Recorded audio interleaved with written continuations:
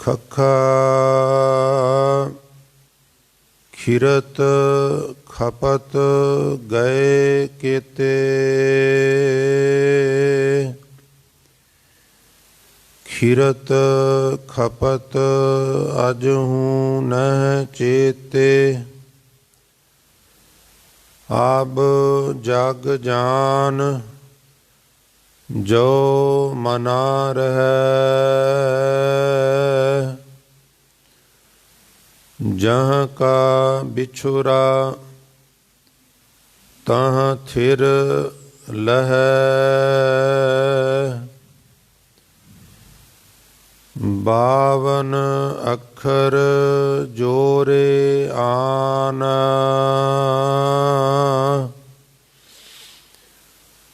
ਸਕਿਆ ਨਾ ਅੱਖਰ। ਬਾਵਨ ਅੱਖਰ ਜੋਰੇ ਆਨ, ਸਕਿਆ ਨਾ ਅਖਾਰ ਏਕ ਪਛਾਨ। ਸਤ ਕਾ ਸ਼ਬਦ ਕਬੀਰਾ ਕਹੈ, ਪੰਡਿਤ ਹੋਏ ਸੋ ਅਨ ਭੈ ਰਹੈ। ਪੰਡਿਤ ਲੋਗਾਂ ਕਉ ਬਿਵਹਾਰ,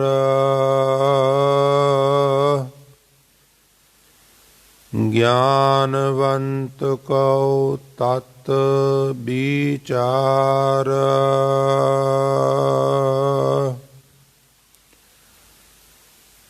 ਜਾਂ ਕੈ ਜੀ ਜੈਸੀ ਬੁੱਧ ਹੋਈ,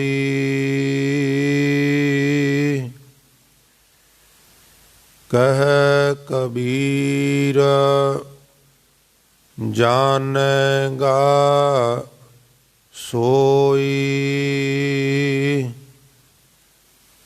ਜਾਂ ਕੈ ਜੀ ਜੈਸੀ ਬੁੱਧ ਹੋਈ, ਕਹਿ ਕਬੀਰ ਜਾਣੇਗਾ ਸੋਈ। ਵਾਹਿਗੁਰੂ ਜੀ ਕਾ ਖਾਲਸਾ, ਵਾਹਿਗੁਰੂ ਜੀ ਕੀ ਫਤਿਹ। ਸੋ ਪਰਮ ਸਨਮਾਨਯੋਗ ਜੁਗੋ ਜੁਗ ਅਟਲ ਚਵਰ ਛਤਰ ਅਤੇ ਤਖਤ ਦੇ ਮਾਲਕ ਬਾਣੀ ਕੇ ਬੋਹਿਤ, ਸਰਬ ਸਾਂਝੀਵਾਲਤਾ ਦੇ ਪ੍ਰਤੀਕ ਸ਼ਬਦ ਗੁਰੂ, ਦਸਾਂ ਹੀ ਪਾਤਸ਼ਾਹੀਆਂ ਦੀ ਜੋਤ, ਧੰਨ ਧੰਨ ਸ੍ਰੀ ਗੁਰੂ ਗ੍ਰੰਥ ਸਾਹਿਬ ਮਹਾਰਾਜ ਜੀ ਦੀ ਪਾਵਨ ਪਵਿੱਤਰ ਹਜ਼ੂਰੀ, ਗੁਰਦੁਆਰਾ ਦਮਦਮਾ ਸਾਹਿਬ, ਪਾਤਸ਼ਾਹੀ ਪਹਿਲੀ, ਪਾਤਸ਼ਾਹੀ ਛੇਵੀਂ, ਮਹਾਨ ਪਵਿੱਤਰ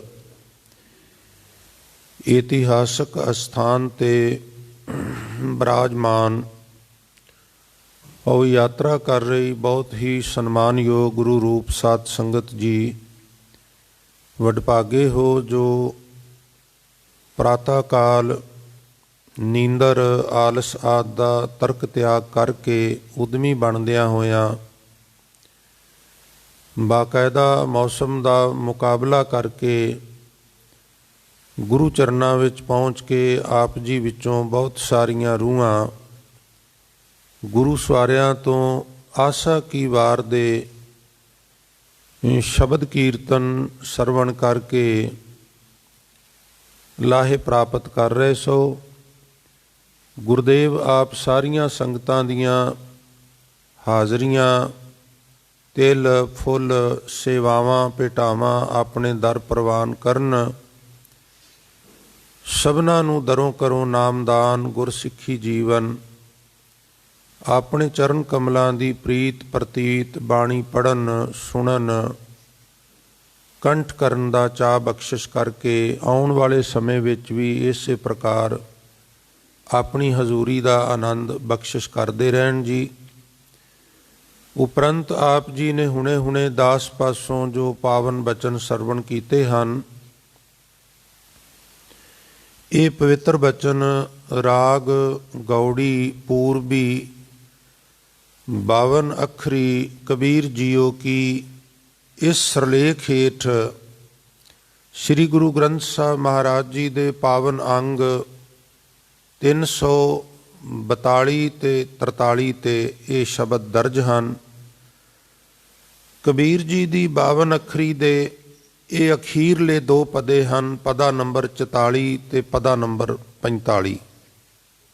ਇਸ ਤੋਂ ਬਾਅਦ ਇਹ ਬਾਣੀ ਸਮਾਪਤ ਹੋ ਜਾਏਗੀ। ਔਰ ਕਬੀਰ ਜੀ ਦੀ ਹੀ ਇੱਕ ਛੋਟੀ ਜੀ ਰਚਨਾ, ਜਿਸ ਦਾ ਸਰਲੇਖ ਰਾਗ ਗੌੜੀ ਥਿੱਤੀ ਕਬੀਰ ਜੀ ਕੀ, ਜਿਸ ਨੂੰ ਅਸੀਂ ਅੱਜ ਕੱਲ੍ਹ ਦੀ ਬੋਲੀ ਵਿੱਚ ਡੇਟ ਜਾਂ ਤਰੀਕ ਕਹਿੰਦੇ ਆ, ਪੰਜਾਬੀ ਵਿੱਚ ਜਿਹਨੂੰ ਮਿਤੀ ਕਹਿੰਦੇ ਆ, ਉਸ ਨੂੰ ਕਿਉਂਕਿ ਹਿੰਦੀ ਵਿੱਚ ਤਿਥੀ ਕਿਹਾ ਜਾਂਦਾ ਹੈ ਔਰ ਥਿੱਤਾਂ ਵੀ ਕਿਹਾ ਜਾਂਦਾ ਹੈ। ਤੋ ਥਿੱਤਾਂ ਦੇ ਹਿਸਾਬ ਨਾਲ ਕਬੀਰ ਸਾਹਿਬ ਨੇ ਸਾਨੂੰ ਉਪਦੇਸ਼ ਬਖਸ਼ਿਸ਼ ਕੀਤਾ ਹੈ। 15 ਥਿੱਤਾਂ ਨੇ ਔਰ 7 ਵਾਰ ਜਿਹੜੇ ਨੇ ਉਹਨਾਂ ਦੀ ਵੀ ਆਪ ਜੀ ਨੇ ਵਿਆਖਿਆ ਕੀਤੀ ਹੈ। ਪਰ ਅੱਜ ਦੀ ਵਿਚਾਰ ਜੋ ਹੈ ਉਹ 52 ਅੱਖਰੀ ਦੀ ਹੀ ਅੰਤਲੀ ਵਿਚਾਰ ਹੈ। ਸੋ ਆਓ, ਜਿਤਨੇ ਇੱਕ ਸਰੀਰ ਗੁਰੂ ਚਰਨਾਂ ਵਿੱਚ ਬੈਠੇ ਹੋ, ਸੁਰਤ ਵਿਰਤ ਗੁਰੂ ਚਰਨਾਂ ਵਿੱਚ ਜੋੜੋ ਜੀ। ਮਨ ਦੀ ਇਕਾਗਰਤਾ ਤੇ ਰਸਨਾ ਦੀ ਪਵਿੱਤਰਤਾ ਵਾਸਤੇ ਸਾਰੀਆਂ ਸੰਗਤਾਂ ਦੇ ਚਰਨਾਂ ਵਿੱਚ ਬੇਨਤੀ ਹੈ, ਆਓ ਇੱਕ ਵਾਰ ਸਾਰੇ ਗੁਰਮੰਤਰ ਦਾ ਉਚਾਰਨ ਕਰੋ ਤੇ ਪਿਆਰ ਨਾਲ ਆਖੋ ਜੀ, ਸਤਨਾਮ ਸ੍ਰੀ ਵਾਹਿਗੁਰੂ ਜੀ।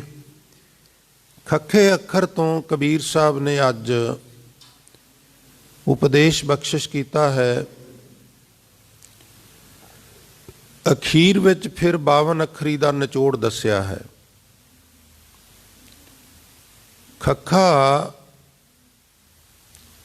ਖਿਰਤ ਖਪਤ ਗਏ ਕੇਤੇ, ਕੇਤੇ ਮੈਨੇ ਬਹੁਤੇ ਬੇਅੰਤ। ਸਾਡੀਆਂ ਅੱਖਾਂ ਦੇ ਸਾਹਮਣੇ ਕਿਤਨੇ ਲੋਕ ਮਰ ਗਏ, ਕਿਤਨੇ ਖਪ ਗਏ, ਇੱਥੋਂ ਚਲੇ ਗਏ। ਹੋਰ ਤੇ ਹੋਰ ਸਾਡੇ ਆਪਣੇ ਬਹੁਤ ਨਜ਼ਦੀਕੀ ਫਰੀਦਾ ਕਿੱਥੇ ਤੈਂਡੇ ਮਾਪਿਆਂ, ਜਿੰਨੀ ਤੂੰ ਜਣਿਓ ਤੈ ਪਾਸੋਂ ਓਏ ਲੱਦ ਗਏ, ਤੂੰ ਅਜੇ ਨਾ ਪਤੀਣੋ। ਇਹ ਉਦਾਹਰਨ ਦੇਣ ਦਾ ਉਹਨਾਂ ਦਾ ਪ੍ਰਯੋਜਨ ਸਿਰਫ ਸਾਨੂੰ ਗਾਫਲਤਾ ਦੀ ਨੀਂਦ ਚੋਂ ਜਗਾਉਣਾ ਹੈ। ਜੇ ਬਈ ਤੇਰੇ ਮਾਪੇ ਨਹੀਂ ਰਹੇ, ਮਾਪਿਆਂ ਦੇ ਮਾਪੇ ਨਹੀਂ ਰਹੇ, ਤੇਰੇ ਆਲੇ ਦੁਆਲੇ ਰੋਜ਼ ਜਨਾਜ਼ੇ ਉੱਠਦੇ ਨੇ, ਅਰਥੀਆਂ ਉੱਠਦੀਆਂ ਨੇ, ਤੇ ਫਿਰ ਇਹ ਪਾਣਾ ਤੇ ਤੇਰੇ ਨਾਲ ਵੀ ਵਰਤਣਾ ਹੈ। ਫਰੀਦਾ ਕੋਠੇ ਉੱਪਰ ਧੁੱਕਣਾ, ਕੋਠੇ ਤੇ ਕੋਈ ਕਿੰਨਾ ਕੁ ਦੌੜ ਸਕਦਾ, ਕਿੰਨੀ ਕੁ ਲੰਬੀ ਰੇਸ ਲਗਾ ਸਕਦਾ, ਕਿਤਨਾ ਕੁ ਵੱਡਾ ਕਿਸੇ ਨੇ ਘਰ ਬਣਾਇਆ ਹੋਵੇਗਾ। ਪਿਰ ਨੀਂਦੜੀ ਨਿਵਾਰ ਜੋ ਦੇਹ ਲੱਦੇ ਗਾਣਵੇਂ ਗਏ ਵਲਾੜ ਵਲਾੜ। ਜਿਹੜੇ ਗਿਣੇ ਚੁਣੇ ਦਿਨ ਮਿਲੇ ਸਨ, ਉਹ ਇੱਕ ਇੱਕ ਦੋ ਦੋ ਕਰਕੇ ਗੁਜ਼ਰਦੇ ਜਾ ਰਹੇ ਨੇ। ਅਰਥਾਤ ਦਿਨ ਤੇ ਪਹਰ, ਪਹਰ ਤੇ ਘਰੀਆਂ ਆਬ ਘਟੈ ਤਨ ਛੀਜੈ। ਕਾਲ ਅਹੇਰੀ ਫਿਰੈ ਬਦਕ ਜਿਉ ਕਹੋ ਕਵਨ ਬਿਦ ਕੀਜੈ। ਸੋ ਦਿਨ ਆਵਨ ਲਾਗਾ। ਮਾਤ ਪਿਤਾ ਭਾਈ ਸੁਤ ਬਨਤਾ ਕਹੋ ਕੋਊ ਹੈ ਕਾਂ ਕਾ। ਦੱਸੋ ਇਹਨਾਂ ਵਿੱਚੋਂ ਕੌਣ ਕਿਸੇ ਦਾ ਬਣਦਾ? ਭਾਵ ਕੋਈ ਵੀ ਨਹੀਂ ਬਣਦਾ। ਸਾਡੇ ਸਾਹਮਣੇ ਬਹੁਤ ਲੋਕ ਇੱਥੋਂ ਖੱਪ ਖੱਪ ਕੇ ਮਰ ਕੇ ਚਲੇ ਗਏ, ਪਰ ਉਹਨਾਂ ਵੱਲ ਵੇਖ ਕੇ ਵੀ ਸਾਡਾ ਮਨ ਨਹੀਂ ਭਤੀਜਿਆ। ਹਾਂ, ਇਤਨਾ ਕੁ ਅਸਰ ਵੇਖਣ ਵਿੱਚ ਸਾਧ ਸੰਗਤ ਆਉਂਦਾ ਹੈ ਜਦੋਂ ਕੋਈ ਪ੍ਰਾਣੀ ਅਕਾਲ ਚਲਾਣਾ ਕਰਦਾ ਹੈ ਤੇ ਉਹਦੇ ਨੇੜਲੇ ਲੋਕ ਜਿਹੜੇ ਨੇ ਉਹਨਾਂ ਨੂੰ ਅਕਸਰ ਅਸੀਂ ਗਮਗੀਨ ਦੇਖਨੇ ਆ। ਡੈਥ ਹੋ ਗਈ ਏ, ਹੁਣ ਇੱਧਰ ਉੱਧਰ ਰਿਸ਼ਤੇਦਾਰਾਂ ਨੂੰ, ਸ਼ਰੀਕਾ ਬਿਰਾਦਰੀ ਨੂੰ, ਹੋਰ ਆਪਣੇ ਪ੍ਰੇਮ ਪਿਆਰ ਵਾਲਿਆਂ ਨੂੰ ਖਬਰ ਦੇ ਦਿੰਦੇ ਆ ਔਰ ਫਿਰ ਇਹ ਪੁੱਛ ਲਿਆ ਜਾਂਦਾ ਵੀ ਕਿਤਨੇ ਕੁ ਵਜੇ ਸੰਸਕਾਰ ਦਾ ਪ੍ਰੋਗਰਾਮ। ਇਹ ਸ਼ਬਦ ਸਾਡੇ 'ਚ ਪ੍ਰਚਲਿਤ ਹੋ ਗਿਆ, ਸੰਸਕਾਰ, ਸੱਸਾ ਸੱਸਾ ਕੱਕੇ ਕੰਨਾ ਰਾਰ। ਵੈਸੇ ਇਹ ਉਚਾਰਨ ਸ਼ੁੱਧ ਨਹੀਂ ਗਾ।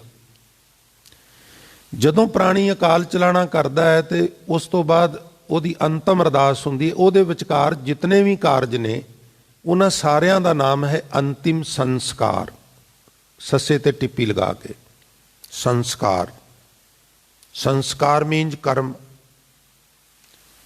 ਤੋ ਉਹ ਹੌਲੀ ਹੌਲੀ ਸੰਸਕਾਰ ਵਿੱਚ ਜਿਵੇਂ ਅਸੀਂ ਸਤਿ ਸ੍ਰੀ ਅਕਾਲ ਤੇ ਸਾਡਾ ਬੋਲਾ ਨਹੀਂ ਗਾ, ਉਹ ਤੇ ਜੰਗਾਂ ਯੁੱਧਾਂ ਦਾ ਦੀਵਾਨ ਦੀ ਸਮਾਪਤੀ ਵੇਲੇ ਜੈਕਾਰਾ ਬੋਲੇ ਸੋ ਨਿਹਾਲ, ਸਤਿ ਸ੍ਰੀ ਅਕਾਲ ਬੁਲਾਣਾ ਹੈ। ਪਰ ਹੁਣ ਆਮ ਤੌਰ ਤੇ ਮਿਲਣ ਲੱਗਿਆਂ ਵੀ ਅਸੀਂ ਇੱਕ ਦੂਜੇ ਨੂੰ ਫਤਿਹ ਦੀ ਥਾਂ ਤੇ ਸਤਿ ਸ੍ਰੀ ਅਕਾਲ। ਪਰ ਉਹ ਸਤਿ ਸ੍ਰੀ ਅਕਾਲ ਦਾ ਉਚਾਰਨ ਵੀ ਬੜਾ ਅਜੀਬ ਜਿਹਾ ਹੋ ਗਿਆ ਹੈ, ਸਤਿ ਅਕਾਲ, ਔਰ ਬੜੇ ਬੜੇ ਅਜੀਬ ਜਿਹੇ ਸ਼ਬਦ ਮੂੰਹ ਚੋਂ ਨਿਕਲਦੇ ਨੇ। ਹੁਣ ਸੋਚੀਦਾ ਵੀ ਇਹਨੂੰ ਕੀ ਜਵਾਬ ਦਈਏ। ਜੇ ਦਈਏ ਤਾਂ ਵੀ ਮਾੜੀ ਗੱਲ ਏ, ਨਾ ਦਈਏ ਤੇ ਤਾਂ ਵੀ ਮਾੜੀ ਗੱਲ ਏ। ਨਾਰਾਜ਼ ਹੋਵੇਗਾ ਮੇਰਾ ਜਵਾਬ ਹੀ ਨਹੀਂ ਦਿੱਤਾ। ਤੋ ਲੱਗਦੇ ਚਾਰੇ ਸਾਨੂੰ ਸੰਗਣਾ ਨਹੀਂ ਚਾਹੀਦਾ। ਤੁਸੀਂ ਆਪਣੇ ਗੁਆਂਢੀ ਮੱਤਾਂ ਨੂੰ ਵੇਖੋ, ਬਿਲਕੁਲ ਨਹੀਂ ਚੱਕਦੇ। 3-4 ਕਿਲੋਮੀਟਰ ਦੇ ਵਿੱਚ ਕੈਲਗਰੀ ਦੀ ਇੰਟਰਨੈਸ਼ਨਲ ਏਅਰਪੋਰਟ ਬਣੀ ਹੋਈ ਹੈ। ਮੈਂ 2 ਮੁਸਲਮਾਨਾਂ ਨੂੰ ਮਿਲਦੇ ਵੇਖਿਆ। ਟੋਪੀ ਇੱਕ ਤੇ ਉਹ ਨਹੀਂ ਲਾਉਂਦੇ ਸਿਰ ਤੋਂ, ਉਹਨਾਂ ਦੀ ਆਇਡੈਂਟੀਟੀ ਇਹ ਦਿਸਦਾ ਵੀ ਇਸਲਾਮੀ ਆ ਰਿਹਾ। ਪਜਾਮੇ ਉੱਚੇ, ਗਿੱਟੇ ਨੰਗੇ ਹੁੰਦੇ ਨੇ। ਉਹਨਾਂ ਦੀ ਡਰੈਸ ਤੋਂ ਹੀ ਪਤਾ ਲੱਗ ਜਾਂਦਾ ਵੀ ਇਸਲਾਮ ਨੂੰ ਬਿਲੋਂਗ ਕਰਦਾ। ਔਰ ਬਿਨਾਂ ਹਿਚਕ ਝਿਜਕ ਦੇ ਉਹ ਇੱਕ ਜਣਾ ਬੜੀ ਸਾਫ਼ ਗੋਈ ਨਾਲ, ਇੱਕ ਤੇ ਉਹਨਾਂ ਦੀ ਜ਼ੁਬਾਨ ਬੜੀ ਸਾਫ਼ ਹੈ, ਉਹ ਬੜੀ ਸਾਫ਼ ਗੋਈ ਨਾਲ ਕਹਿੰਦੇ ਨੇ ਅਸਲਾਮ ਅਲੈਕੁਮ, ਔਰ ਦੂਜਾ ਬੇਝਿਜਕ ਕਹਿੰਦਾ ਵਾਲੇਕੁਮ ਅਸਲਾਮ। ਤੋ ਇਹ ਉਹਨਾਂ ਨੂੰ ਹੁਕਮ ਹੈ ਹਜ਼ਰਤ ਸਾਹਿਬ ਦਾ, ਇੱਕ ਦੂਜੇ ਨੂੰ ਮਿਲਣ ਲੱਗਿਆ ਤੁਸੀਂ ਇੱਦਾਂ ਕਹਿਣਾ। ਸਾਨੂੰ ਹੁਕਮ ਹੈ ਵੀ ਆਗੇ ਆਵਤ ਸਿੰਘ ਜੋ ਪਾਵੇ, ਵਾਹਿਗੁਰੂ ਕੀ ਫਤਿਹ ਬੁਲਾਵੇ। ਵਾਹਿਗੁਰੂ ਜੀ ਕਾ ਖਾਲਸਾ, ਵਾਹਿਗੁਰੂ ਜੀ ਕੀ ਫਤਿਹ ਬੁਲਾਉਣ ਦਾ ਸਾਨੂੰ ਸਾਧ ਸੰਗਤ ਹੁਕਮ ਹੈ। ਅਸੀਂ ਗੁਰੇਜ਼ ਕਰ ਜਾਂਦੇ ਹਾਂ, ਅਸੀਂ ਸਤਿ ਸ੍ਰੀ ਅਕਾਲ ਬੁਲਾਉਂਦੇ ਹਾਂ। ਪਰ ਚਲੋ, ਪਰ ਮੈਂ ਕਹਿੰਦਾ ਵਾਂ ਵੀ ਘੱਟ ਤੋਂ ਘੱਟ ਸਤਿ ਸ੍ਰੀ ਅਕਾਲ ਤੇ ਢੰਗ ਨਾਲ ਬੁਲਾਇਆ ਜਾਏ। ਜਦੋਂ ਕਿਸੇ ਵਿਅਕਤੀ ਦੀ ਡੈਥ ਹੋ ਜਾਂਦੀ ਹੈ ਤੇ ਅਸੀਂ ਉਹਨੂੰ ਲੈ ਕੇ ਜਾਂਦੇ ਹਾਂ ਤੇ ਉਹ ਜਿਹੜਾ ਅਸੀਂ ਸ਼ਮਸ਼ਾਨ ਵਿੱਚ ਲੈ ਕੇ ਜਾਂਦੇ ਹਾਂ, ਉਹ ਜਿਹੜੀ ਕਿਰਿਆ ਹੈ ਉਹ ਅਗਨਦਾ ਹੈ। ਸੰਸਕਾਰ ਸ਼ਬਦ ਨਹੀਂ, ਉਹ ਢੁਕਵਾਂ ਸ਼ਬਦ ਨਹੀਂਗਾ। ਸੰਸਕਾਰ ਸਮੁੱਚੀ ਕਿਰਿਆ ਦਾ ਨਾਮ ਹੈ। ਜਦੋਂ ਸਾਰਾ ਕੁਝ ਹੀ ਫਿਨਿਸ਼ ਹੋ ਜਾਏ, ਸੰਸਕਾਰ ਸ਼ੁਰੂ ਹੋ ਗਏ ਜਦੋਂ ਉਹਨੂੰ ਇਸ਼ਨਾਨ ਕਰਾਉਣਾ ਅਸੀਂ ਸ਼ੁਰੂ ਕਰਨੇ ਆ, ਫਿਰ ਬਸਤਰ ਪਵਾਉਣੇ, ਫਿਰ ਕੁਝ ਉਹਦੇ ਵਿੱਚ ਵੀ ਬੇਲੋੜੀਆਂ ਗੱਲਾਂ ਨੇ। ਇੱਕ ਵਾਰਾਂ ਤੇ ਗ੍ਰੰਥੀ ਨੂੰ ਕਹਿਣਾ ਇਸ਼ਨਾਨ ਕਰਾਉਣ ਲੱਗਿਆ ਵੀ ਇਸ਼ਨਾਨ ਕਰਾਉਣਾ, ਹੁਣ ਅਰਦਾਸ ਕਰੋ। ਹੁਣ ਉੱਥੇ ਲੋਕ ਜੁੜੇ ਹੁੰਦੇ ਨੇ, ਉਹਦਾ ਉਪਦੇਸ਼ ਕੌਣ ਸੁਣਦਾ? ਉਹ ਕਹਿੰਦੇ ਚਲੋ ਜੀ ਕਰ ਦਿੰਦੇ ਆ, ਮੈਨੂੰ ਕੀ ਫਰਕ ਪੈਂਦਾ। ਇੱਕ ਵਾਰ ਫਿਰ ਜਦੋਂ ਇਸ਼ਨਾਨ ਕਰਾ ਲਿਆ ਜਾਂਦਾ ਫਿਰ ਅਰਦਾਸ ਕਰਾ ਦੇ। ਇੱਕ ਵਾਰ ਹੁਣ ਤੁਰਨਾ ਫਿਰ ਅਰਦਾਸ ਕਰੋ, ਇੱਕ ਵਾਰ ਫਿਰ ਉੱਥੇ ਜਾ ਕੇ ਫਿਰ ਅਰਦਾਸ ਕਰੋ। ਹੁਣ ਸੰਸਕਾਰ ਹੋ ਗਿਆ, ਸੋਲਾ ਪੜ੍ਹ ਲਿਆ, ਹੁਣ ਫਿਰ ਅਰਦਾਸ ਕਰੋ। ਗੁਰਦੁਆਰੇ ਆ ਕੇ ਫਿਰ ਅਰਦਾਸ ਕਰੋ।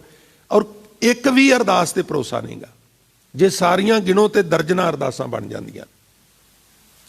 ਤੋ ਉੱਥੇ ਘਰ ਤੋਂ ਚੱਲਣ ਲੱਗਿਆ, ਇਸ਼ਨਾਨ ਕਰਾਉਣ ਲੱਗਿਆ ਇੱਕ ਅਰਦਾਸ ਹੋ ਜਾਏ, ਔਰ ਉਦੋਂ ਬਾਅਦ ਉੱਥੇ ਜਦੋਂ ਉਹਨੂੰ ਅਗਨਦਾਹ ਕਰਨਾ ਹੈ ਉਦੋਂ ਆਗਿਆ ਲੈਣੀ ਹੈ ਤੇ ਸੋਲਾ ਸਾਹਿਬ ਪੜ੍ਹ ਕੇ ਸੰਖੇਪ ਅਰਦਾਸ ਕਰ ਦੇਣੀ ਹੈ ਤੇ ਗੁਰਦੁਆਰੇ ਪਹੁੰਚ ਜਾਣਾ। ਖੈਰ, ਔਰ ਇੱਕ ਦੂਜੇ ਨੂੰ ਮਿਲਣ ਲੱਗਿਆ ਵੀ ਅਸੀਂ ਫਤਿਹ ਬੁਲਾਈਏ। ਔਰ ਜੇ ਇਹ ਹੀ ਬੁਲਾਣੀ ਹੈ, ਮੈਂ ਇਹਨੂੰ ਜਸਟੀਫਾਈ ਨਹੀਂ ਕਰ ਰਿਹਾ, ਪਰ ਇਹਦਾ ਉਚਾਰਨ ਸਤਿ ਸ੍ਰੀ ਅਕਾਲ ਹੋਣਾ ਚਾਹੀਦਾ, ਸੱਸੀਕਾਰ ਨਹੀਂ ਹੋਣਾ ਚਾਹੀਦਾ। ਇਹ ਅਗਨਦਾਹ ਦੀ ਕਿਰਿਆ ਹੈ। ਖੱਖਾ ਖਿਰਤ ਖਪਤ ਗਏ ਕੇਤੇ, ਕਈ ਮਰ ਖਪ ਕੇ ਇੱਥੋਂ ਚਲੇ ਗਏ। ਧਿਆਨ ਦਿਆ ਜੇ, ਖਿਰਤ ਖਪਤ ਅਜੂਹ ਨ ਚੇਤੈ। ਸਾਡੇ ਸਾਹਮਣੇ ਜਦੋਂ ਕੋਈ ਮਰ ਖੱਪ ਜਾਂਦਾ ਹੈ, ਇਹਦੇ ਅਰਥ ਇਦਾਂ ਹੀ ਕੀਤੇ ਨੇ, ਮੈਂ ਤਾਂ ਕਹਿ ਰਿਹਾ। ਖਿਰਤ ਮਰਨਾ, ਖਪਤ ਖੱਪ ਜਾਣਾ, ਅੱਖਰੀ ਅਰਥ ਪ੍ਰੋਫੈਸਰ ਸਾਹਿਬ ਨੇ ਕੀਤੇ ਨੇ। ਫਿਰ ਇਹ ਵੇਖਣ 'ਚ ਜ਼ਰੂਰ ਆਉਂਦਾ ਸਾਧ ਸੰਗਤ ਵੀ ਉਹਨਾਂ ਨੂੰ ਡੈੱਡ ਬੋਡੀ ਨੂੰ ਵੇਖ ਕੇ ਅਸੀਂ ਮਾਯੂਸ ਹੋ ਜਾਂਦੇ ਹਾਂ, ਪਰਿਵਾਰ ਵੀ ਮਾਯੂਸ ਹੋ ਜਾਂਦਾ ਹੈ, ਆਲਾ ਦੁਆਲਾ ਵੀ ਗਮਗੀਨ ਹੋ ਜਾਂਦਾ ਹੈ। ਔਰ ਫਿਰ ਜਿਹੜੇ ਅਸੀਂ ਆਲੇ ਦੁਆਲੇ ਤੋਂ ਗਏ ਹੁੰਦੇ ਹਾਂ, ਅਸੀਂ ਤੇ ਉਹ ਸ਼ਮਸ਼ਾਨ 'ਚੋਂ ਵਾਪਸ ਗੁਰਦੁਆਰਿਓਂ ਲੰਗਰ ਪਾਣੀ ਛਕ ਕੇ ਘਰ ਆ ਕੇ 10-20 ਮਿੰਟ ਅੱਧੇ ਘੰਟੇ ਬਾਅਦ ਰਿਲੈਕਸ ਹੋ ਜਾਂਦੇ ਹਾਂ, ਭੁੱਲ ਜਾਂਦਾ ਸਭ ਕੁਝ। ਜਿਹੜੇ ਨੇੜਲੇ ਨੇ ਉਹਨਾਂ ਨੂੰ ਥੋੜ੍ਹਾ ਜ਼ਿਆਦਾ ਯਾਦ ਰਹਿੰਦਾ ਹੈ। ਫਿਰ ਭੋਗ ਦੇ ਨੇੜੇ ਜਾ ਕੇ ਪਰਿਵਾਰ ਇੱਕ ਵਾਰ ਫਿਰ ਥੋੜ੍ਹਾ ਜਿਹਾ ਗਮਗੀਨ ਹੁੰਦਾ ਹੈ, ਔਰ ਫਿਰ ਆਹਿਸਤਾ ਆਹਿਸਤਾ ਹੌਲੀ ਹੌਲੀ ਅਸੀਂ ਸਾਰੇ ਰਿਲੈਕਸ ਹੋ ਜਾਂਦੇ ਹਾਂ। ਹੋਣ 'ਚ ਹੀ ਲਾਭ ਹੈ। ਪਰ ਇੱਕ ਚੀਜ਼ ਵੇਖਣ 'ਚ ਆਈ ਹੈ ਵੀ ਜਦੋਂ ਕੋਈ ਗੁਜ਼ਰਦਾ ਹੈ ਉਦੋਂ ਕਿਸੇ ਨੂੰ ਤੁਸੀਂ 7 ਬਗਾਨੇ ਨੂੰ ਵੀ ਹੱਸਦੇ ਨਹੀਂ ਵੇਖਿਆ ਹੋਵੇਗਾ। ਉਦੋਂ ਸਾਰਿਆਂ ਦੇ ਚਿਹਰੇ ਫੱਕ ਹੋਏ ਹੁੰਦੇ ਨੇ। ਕਿਉਂ ਹੋਏ ਹੁੰਦੇ ਨੇ ਜੀ? ਜਿਹੜਾ ਚਲਾ ਗਿਆ ਉਹਦਾ ਗਮ ਹੈ? ਨਹੀਂ, ਉਹਦਾ ਗਮ ਤੇ ਬਹੁਤ ਨੇੜਲਿਆਂ ਨੂੰ ਹੈ। ਸਾਡੇ ਚਿਹਰੇ ਕਿਉਂ ਫੱਕ ਹੋ ਜਾਂਦੇ ਨੇ? ਦਿਲ ਕਿਉਂ ਬੁੱਝ ਜਾਂਦਾ ਹੈ? ਕਦੀ ਆਤਮ ਮੰਥਨ ਕਰਿਆ ਜੇ? ਉਹਦੀ ਵਜ੍ਹਾ ਹੈ, ਸਾਈਕੋਲੋਜੀਕਲੀ ਇਫੈਕਟ ਇਹ ਹੈ ਵੀ ਸਾਨੂੰ ਉਦੋਂ ਮੌਤ ਯਾਦ ਆਉਂਦੀ ਹੈ, ਚੇਤਾ ਆਉਂਦੀ ਹੈ। ਅੱਗੋਂ ਪਿੱਛੋਂ ਤੇ ਉਹ ਵੀ ਭੁੱਲ ਜਾਂਦੀ ਹੈ। ਅੱਗੇ ਮੈਂ ਬੇਨਤੀ ਕਰਦਾ ਹੁੰਦਾ ਸਾਂ ਵੀ ਵੇਖੋ ਵਿਆਹਾਂ ਦੇ ਉੱਤੇ ਗਲੈਮਰ ਹੈ, ਖੁਸ਼ੀ ਹੈ, ਲਾੜਾ ਲਾੜੀ ਮਾਂ ਪਿਓ 8-10 ਜੀ ਜਾਂਦੇ ਨੇ ਤੇ ਵਿਆਹ ਕਰਕੇ ਆ ਜਾਂਦੇ ਨੇ, ਉੱਥੇ ਕੋਈ ਗੁਰਮਤ ਦਾ ਮਾਹੌਲ ਨਹੀਂ ਹੁੰਦਾ। ਪਰ ਮੌਤ ਵੇਲੇ ਥੋੜ੍ਹਾ ਜਿਹਾ ਸਾਨੂੰ ਮੌਤ ਕਰਕੇ ਰੱਬ ਯਾਦ ਆਉਂਦਾ ਹੈ, ਅੰਤਮ ਸਮਾਗਮਾਂ ਦੇ ਵਿੱਚ ਮਾਹੌਲ ਬਣ ਜਾਂਦਾ। ਹੁਣ ਮੇਰੇ ਵੇਖਣ 'ਚ ਇਹ ਆਉਂਦਾ ਵੀ ਅੰਤਮ ਸਮਾਗਮ ਵੀ ਫਾਰਮੈਲਿਟੀਆਂ ਹੀ ਨੇ। ਫਾਰਮੈਲਿਟੀਆਂ ਮੈਂ ਕਿਉਂ ਕਹਿਣਾ? ਕਿਉਂਕਿ ਜਿਹੜੀ ਮਰਿਆਦਾ ਹੈ ਉਹਨੂੰ ਵੀ ਆਪਣੇ ਢੰਗ ਨਾਲ ਕਰਨਾ ਹੈ।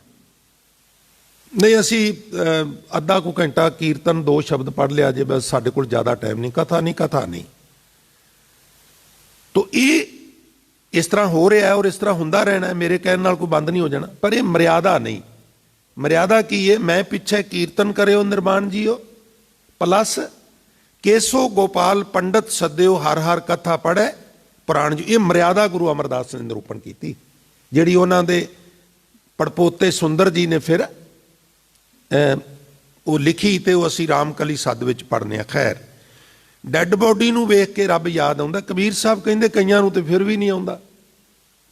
ਖਿਰਤ ਖਪਤ ਅਜਹੂ ਨੈ ਚੇਤੇ। ਅਸੀਂ ਕਈ ਜਨਮਾਂ ਵਿੱਚ ਮਰ ਕੇ ਖਪ ਕੇ ਜੂਨਾ ਭੋਗ ਕੇ ਇੱਥੇ ਆਏ ਹਾਂ, ਅਜੇ ਵੀ ਸਾਨੂੰ ਰੱਬ ਚੇਤਾ ਨਹੀਂ ਆਉਂਦਾ। ਤੇ ਕਦੋਂ ਆਵੇਗਾ? ਉਹਨਾਂ ਦੇ ਕਹਿਣ ਤੋਂ ਮੁਰਾਦ ਇਹ ਹੈ। ਦੂਜੇ ਸ਼ਬਦਾਂ 'ਚ ਇੰਜ ਕਹਿ ਲਓ ਵੀ ਕਬੀਰ ਸਾਹਿਬ ਸਾਨੂੰ ਰੱਬ ਦੀ ਯਾਦ ਵਿੱਚ ਜੁੜਨ ਦੀ ਪ੍ਰੇਰਨਾ ਕਰ ਰਹੇ ਨੇ। ਇਹਦਾ ਇੱਕ ਆਪਣਾ ਲੁਤਫ ਹੈ। ਇਹ ਲੁਤਫ ਕੀ ਹੈ? ਇਹਨੂੰ ਸਮਝਣ ਲਈ ਮੈਂ ਅਰਜ਼ ਕਰਾਂ। ਛੋਟਾ ਜਿਹਾ ਬੱਚਾ ਉਹ ਆਪਣੇ ਬਾਪੂ ਨਾਲ ਮੇਲੇ ਚਲਾ ਗਿਆ ਤੇ ਮੇਲੇ ਵਿੱਚ ਬਹੁਤ ਰਸ਼ ਸੀ, ਸਾਲਾਨਾ ਜੋੜ ਮੇਲਾ ਸੀ। ਕਈ ਦਿਨ ਪਹਿਲਾਂ ਲੋਕ ਤਿਆਰੀ ਸ਼ੁਰੂ ਕਰ ਦਿੰਦੇ ਸਨ। ਇਹਨੇ ਵੀ ਬਾਪੂ ਨੂੰ ਆਗਿਆ ਲਈ, ਬਾਪੂ ਐਤਕੀ ਮੈਂ ਵੀ ਮੇਲੇ ਤੇ ਪੁੱਤਰ, ਉੱਥੇ ਰਸ਼ ਬਹੁਤ ਹੁੰਦਾ, ਭੀੜ ਬੜੀ ਹੁੰਦੀ ਹੈ, ਤੂੰ ਘੁੱਸ ਜਾਏਗਾ। ਨਹੀਂ ਬਾਪੂ, ਘੁੱਸ ਕਿਵੇਂ ਜਾਵਾਂਗਾ, ਮੈਂ ਤੇਰੀ ਉਂਗਲ ਘੁੱਟ ਕੇ ਫੜਾਂਗਾ। ਆਖਿਆ ਠੀਕ ਹੈ, ਉਂਗਲ ਨਾ ਛੱਡੀ। ਬਾਪੂ ਨੇ ਸੱਜੇ ਹੱਥ ਦੀ ਕਲਮੇ ਵਾਲੀ ਲੰਮੀ ਸਾਰੀ ਉਂਗਲੀ ਕਰ ਦਿੱਤੀ, ਪੁੱਤਰ ਨੇ ਛੋਟੇ ਜਿਹੇ ਨੰਨੇ ਜਿਹੇ ਹੱਥ ਨਾਲ ਘੁੱਟ ਕੇ ਫੜ ਲਈ। ਬਾਪੂ ਦੇ ਨਾਲ ਟਹਿਲ ਰਿਹਾ, ਕਿਤੇ ਵੱਡੇ ਰੰਗ ਬਰੰਗੇ ਗੁਬਾਰੇ ਨੇ, ਉਹਨਾਂ ਨੂੰ ਵੇਖ ਕੇ ਇਹਦੀਆਂ ਬਾਂਛਾਂ ਖਿੜ ਜਾਂਦੀਆਂ ਨੇ। ਪਹਿਲੀ ਵਾਰ ਘਰੋਂ ਬਾਹਰ ਨਿਕਲਿਆ, ਅੱਖਾਂ ਟੱਡੀਆਂ ਹੀ ਰਹਿ ਗਈਆਂ ਵੀ ਐਦਾਂ ਦਾ ਵੀ ਸੰਸਾਰ ਹੈਗਾ। ਕਿਤੇ ਝੂਲੇ ਨੇ, ਕਿਤੇ ਹਾਥੀ ਘੋੜੇ, ਕਿਤੇ ਦੁਕਾਨਾਂ ਮਠਿਆਈ ਦੀਆਂ, ਕਿਤੇ ਫਲ ਫਰੂਟ ਦੀਆਂ, ਕਿਤੇ ਕੁਝ। ਔਰ ਜਦੋਂ ਲੰਘਦਾ ਕੋਲੋਂ ਮਠਿਆਈ ਦੀ ਦੁਕਾਨ ਦੇ ਤੇ ਉਦੋਂ ਸਿਫਾਰਿਸ਼ ਕਰਦਾ ਵੀ ਬਾਪੂ ਮੈਨੂੰ ਇਹ ਲੈ ਦੇ। ਤੇ ਬਾਪੂ ਕਹਿੰਦਾ ਪੁੱਤਰ ਅਜੇ ਸਾਰਾ ਦਿਨ ਆਪਾਂ ਘੁੰਮਣਾ ਹੈ, ਅਜੇ 1-2 ਚੀਜ਼ਾਂ ਤੂੰ ਹੋਰ ਖਾਧੀਆਂ ਨੇ, ਥੋੜ੍ਹਾ ਜਿਹਾ ਠਹਿਰ ਜਾ, ਫਿਰ ਤੈਨੂੰ ਉਂਗਲ ਕਰਨਾ ਹਲਵਾਈ ਦੀ ਦੁਕਾਨ ਨਾਲ, ਫਿਰ ਤੈਨੂੰ ਮੈਂ ਖੋਏ ਦੇ ਪੇੜੇ ਵੀ ਲੈ ਦਿਆਂਗਾ। ਗੱਲਾਂ ਕਰਦਿਆਂ ਅੱਗੋਂ ਬੇਵਕੂਫਾਂ ਦੀ ਇੱਕ ਕਹਾਣੀ ਆ ਗਈ। ਢੋਲ ਵੱਜਦਾ ਆਵੇ ਔਰ ਸਾਧ ਸੰਗਤ ਪੱਗਾਂ ਗਲਾਂ ਦੇ ਵਿੱਚ ਪਈਆਂ ਹੋਈਆਂ ਨੱਚਦੇ ਆਉਣ, ਸ਼ਰਾਬ ਪੀਤਾ ਆ ਔਰ ਹਫੜਾ ਦਫੜੀ ਮਚ ਗਈ। ਔਰ ਉਸ ਹਫੜਾ ਦਫੜੀ ਦੇ ਵਿੱਚ ਬੱਚੇ ਦੇ ਹੱਥ ਵਿੱਚੋਂ ਬਾਪੂ ਦੀ ਉਂਗਲ ਛੁੱਟ ਗਈ। ਬਾਪੂ ਕਿਸੇ ਪਾਸੇ, ਪੁੱਤਰ ਕਿਸੇ ਪਾਸੇ, ਭੀੜ ਵਿੱਚ ਘੁੱਸ ਗਏ। ਬਥੇਰਾ ਲੱਭਿਆ ਪਰ ਭੀੜ ਵਿੱਚ ਨਾ ਲੱਭਿਆ। ਰੋਵੇ ਜਾਰ ਜਾਰ, ਹਾਏ ਬਾਪੂ, ਹਾਏ ਬਾਪੂ। ਕੋਈ ਨਗਰ ਦਾ ਹੀ ਬੰਦਾ ਸੀ ਤੇ ਉਹਨੇ ਸਿਆਣ ਲਿਆ ਤੇ ਫਲਾਣਾ ਸਿੰਘ ਦਾ ਬੱਚਾ ਹੈ। ਉਹਨੇ ਅਥਰੂ ਪੂੰਝੇ, ਕੁੱਛੜ ਚੁੱਕ ਲਿਆ, ਹਿੱਕ ਨਾਲ ਲਾਇਆ, ਲਾਡ ਕੀਤਾ। ਪੁੱਤਰ ਤੂੰ ਡਰ ਨਾ, ਤੇਰਾ ਬਾਪੂ ਤੇਰੇ ਨਾਲੋਂ ਵਿਛੜ ਗਿਆ ਹੈ, ਤੂੰ ਡਰ ਨਾ, ਮੈਂ ਤੇਰੇ ਪਿੰਡ ਦਾ ਹੀ ਹਾਂ। ਅੱਬਲ ਤੇ ਮੈਂ ਤੈਨੂੰ ਮੇਲੇ 'ਚ ਹੀ ਤੇਰਾ ਬਾਪੂ ਲੱਭ ਦਿਆਂਗਾ, ਤੇ ਜੇ ਨਾ ਵੀ ਲੱਭਿਆ ਨਾ ਤੇ ਮੈਂ ਤੈਨੂੰ ਸ਼ਾਮ ਨੂੰ ਪੁੱਤਰ ਤੇਰੇ ਘਰ ਛੱਡ ਕੇ ਆਵਾਂਗਾ ਬਾਪੂ ਦੇ ਕੋਲ। ਤੂੰ ਫਿਕਰ ਨਾ ਕਰ, ਆ ਮੇਰੇ ਨਾਲ। ਅੱਗੇ ਤੂੰ ਬਾਪੂ ਦੀ ਉਂਗਲ ਫੜ ਕੇ ਜਾ ਰਿਹਾ ਸੈਂ ਤੇ ਹਲਵਾਈ ਦੀ ਦੁਕਾਨ ਵਿੱਚ ਪਏ ਹੋਏ ਖੋਏ ਦੇ ਪੇੜਿਆਂ ਵੱਲ ਉਂਗਲ ਕਰਕੇ ਕਹਿੰਦਾ ਸੈਂ, ਬਾਪੂ ਮੈਨੂੰ ਖੋਇਆ ਲੈ ਦੇ। ਉਹਨੇ ਡੂਨੇ ਦੇ ਵਿੱਚ ਕੁਝ ਪੇੜੇ ਰੱਖ ਕੇ ਲਿਆ ਕੇ ਦਿੱਤੇ ਹੱਥ ਦੇ ਉੱਤੇ, ਲੈ ਪੁੱਤਰ ਖੋਇਆ ਖਾ ਲੈ।